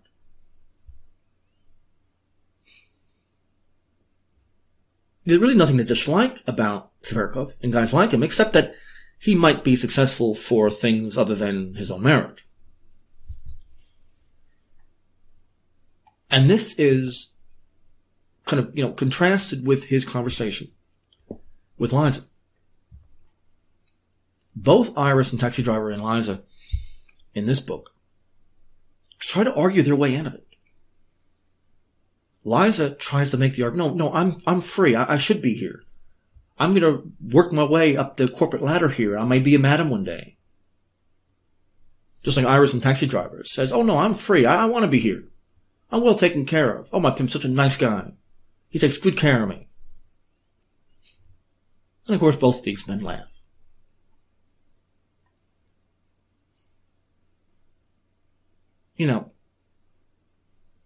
The Russian nationalists argued that rationalism in the West is doomed because they've elevated reason to be the supreme judge and arbiter of everything.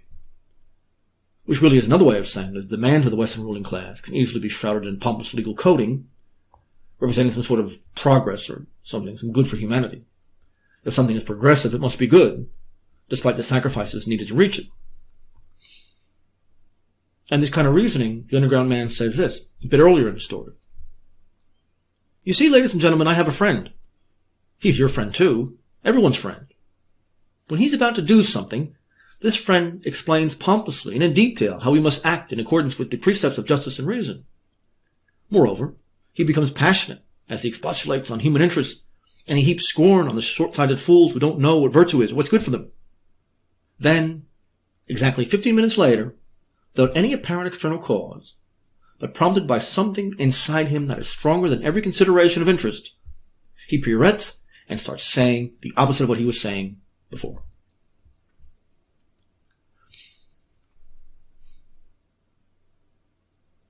The connection here is that reason is a whore. Moral logic and moral reasoning are prostitutes, used by the ruling classes to cover over the most vile offenses. Moral theory and moral reasoning, moral reason which undergirds moral theory, radically dissimilar to moral action, in the sense that it can serve as a screen to immoral action. Reason has its limitations. Reason is more rationalization of action than being an action in and of itself. Remember, as this is being written, children were being worked to an early grave in the factories of London and New York. Why? Well, progress, of course. The purpose was the greed of their owners. And from that point of view, these machines and employment were rational. They were the most efficient use of resources in a competitive environment. It is rational given the confines of the social body at the time, but of course, it's not exactly moral or good. You see, Charles Darwin was accepted because this is what the factory owners wanted to hear.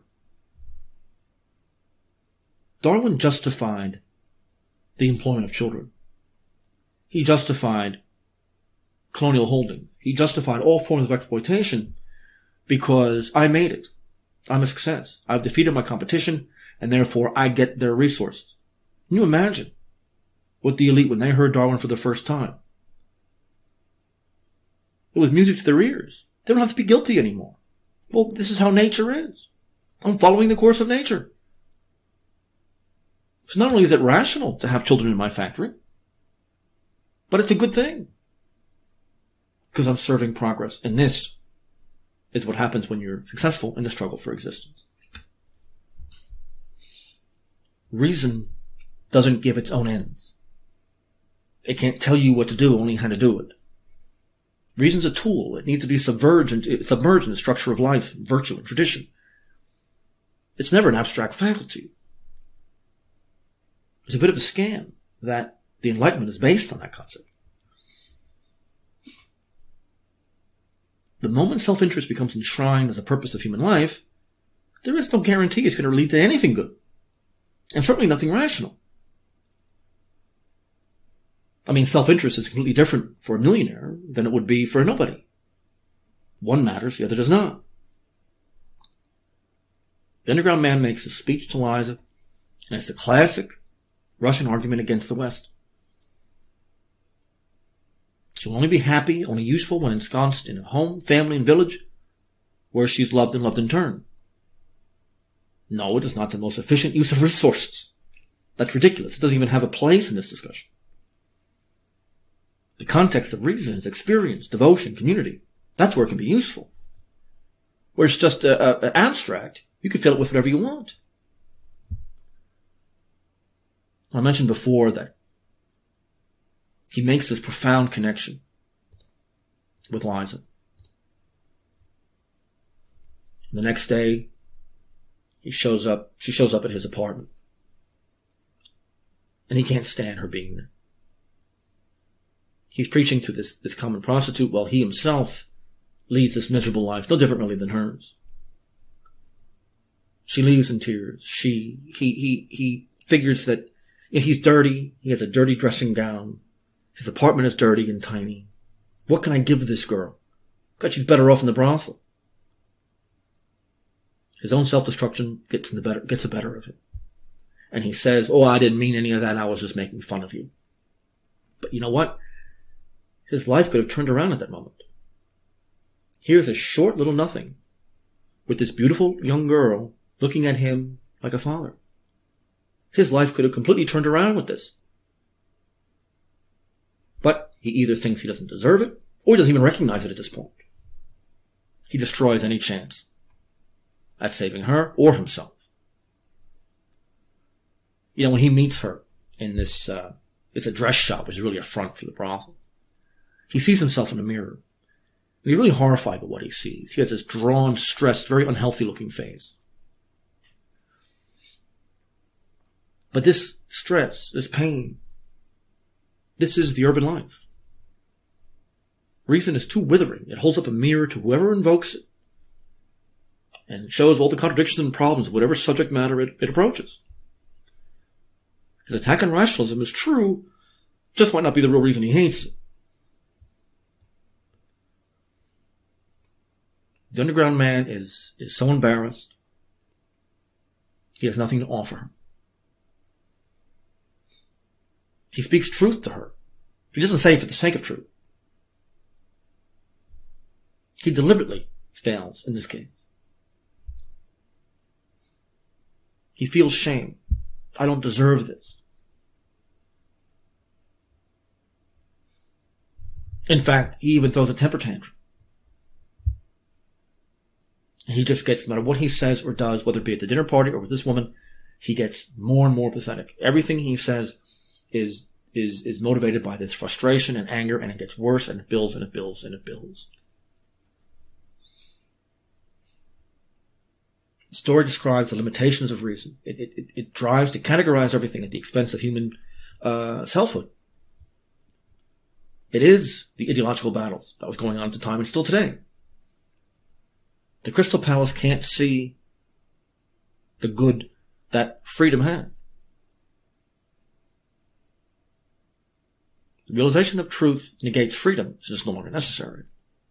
So the problem isn't so much that utopia is impossible, but the assertion of the ego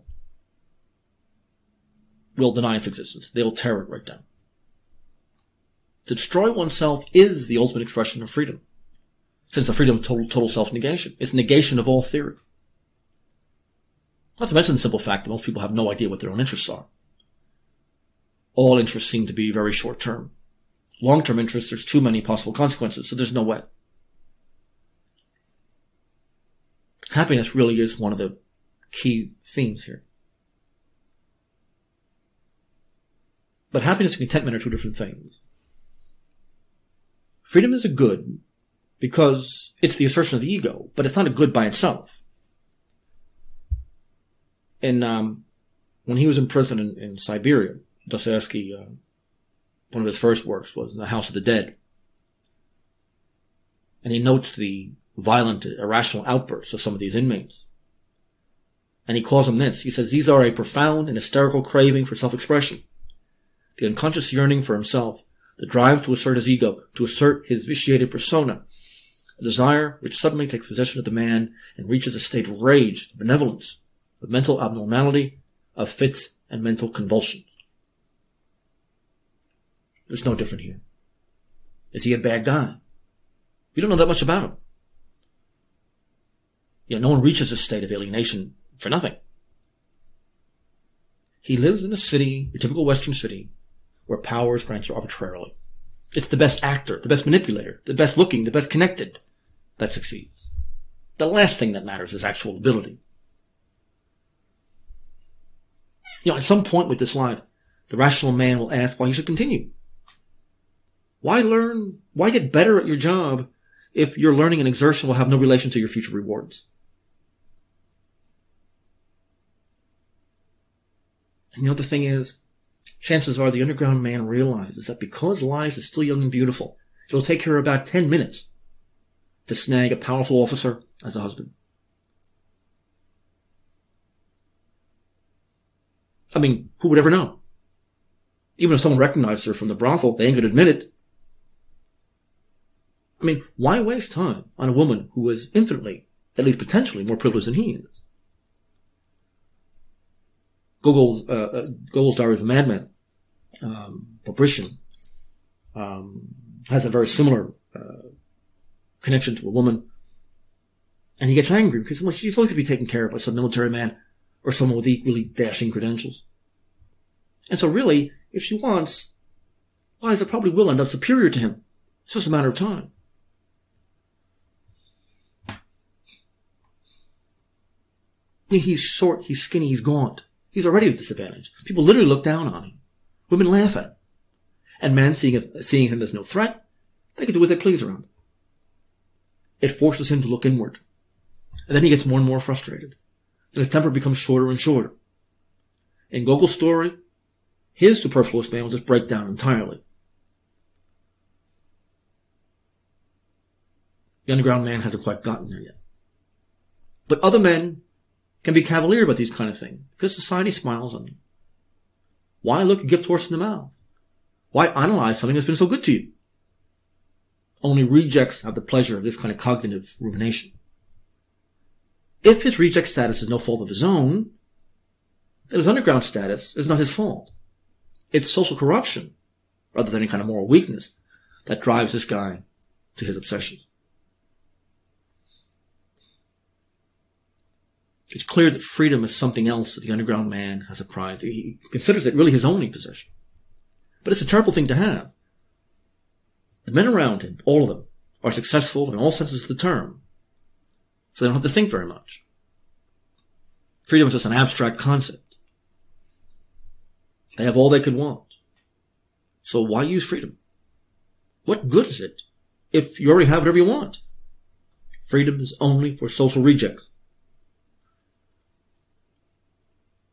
You read Dostoyevsky, Solzhenitsyn, Gogol. Suffering is the only way to knowledge and wisdom. Wisdom isn't truth, but it's truth in action. Truth is on freedom, but how it's applied is another matter. But in our world, truth is not an important social category. Self-interest is only true accidentally. But if self-interest is the be-all and end-all of social life, then self-deception becomes normal. It fills the gap between the consequences of action based on falsehood and your own bad conscience. If this is the case, then rationalization rather than thought becomes the norm too.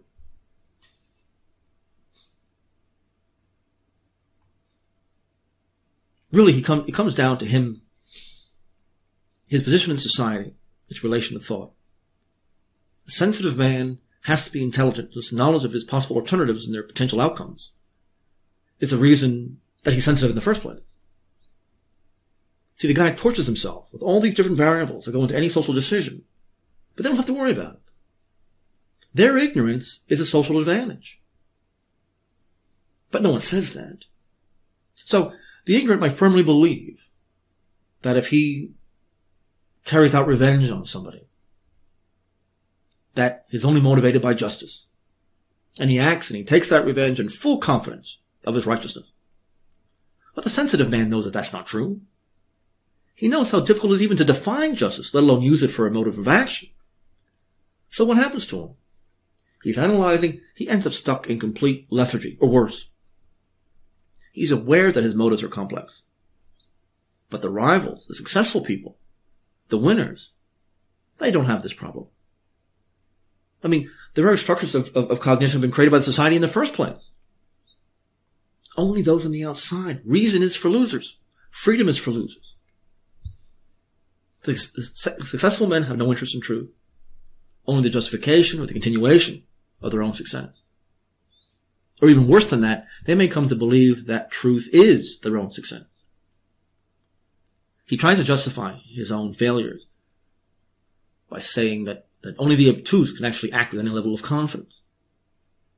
They lack the understanding that allows them the comforting belief that the present reasons for action are absolutely true, just and good.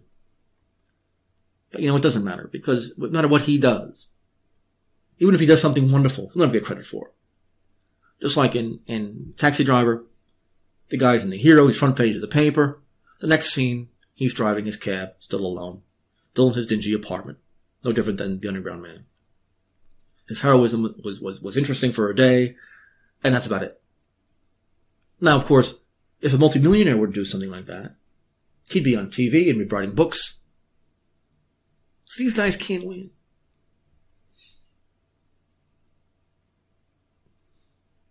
Really, we live in a society where intelligence, sensitivity, knowledge, they're social liabilities. And it drives them crazy. It drives all of us crazy. Those who are considered winners, given their position, their wealth, their social support, their confidence, even their mistakes don't matter very much. And it's easy to explain away the errors of those who are successful and those who you admire. And most of humanity are just like them. The foundational questions we've been talking about, most people don't care. For most people, he's just a failure. And he must be incompetent, and for no other reason. When it comes from motive of action, it just gets worse. See, one of these successful rivals can have the best of all worlds. He can believe that his free will is real and uncontested, while also believing the science and determinism are true. In other words, the ignorant, with no motivation to consider the issue any further, have a very high tolerance for cognitive dissonance. So when a successful man does something good, the world is there to say how wonderful they are. The underground man does something good, it's either unnoticed or maybe even twisted to be something bad. The man just simply can't win. Notes from Underground is of tremendous power. I haven't done it justice here at all. I've asked a few questions and made a few leading comments about the connection between social life, one's position in society, and how one thinks. I strongly recommend you read this.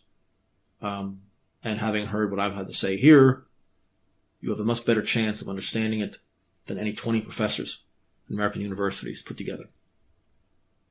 Thank you, everyone, for listening. I'll talk to you next time. Bye-bye.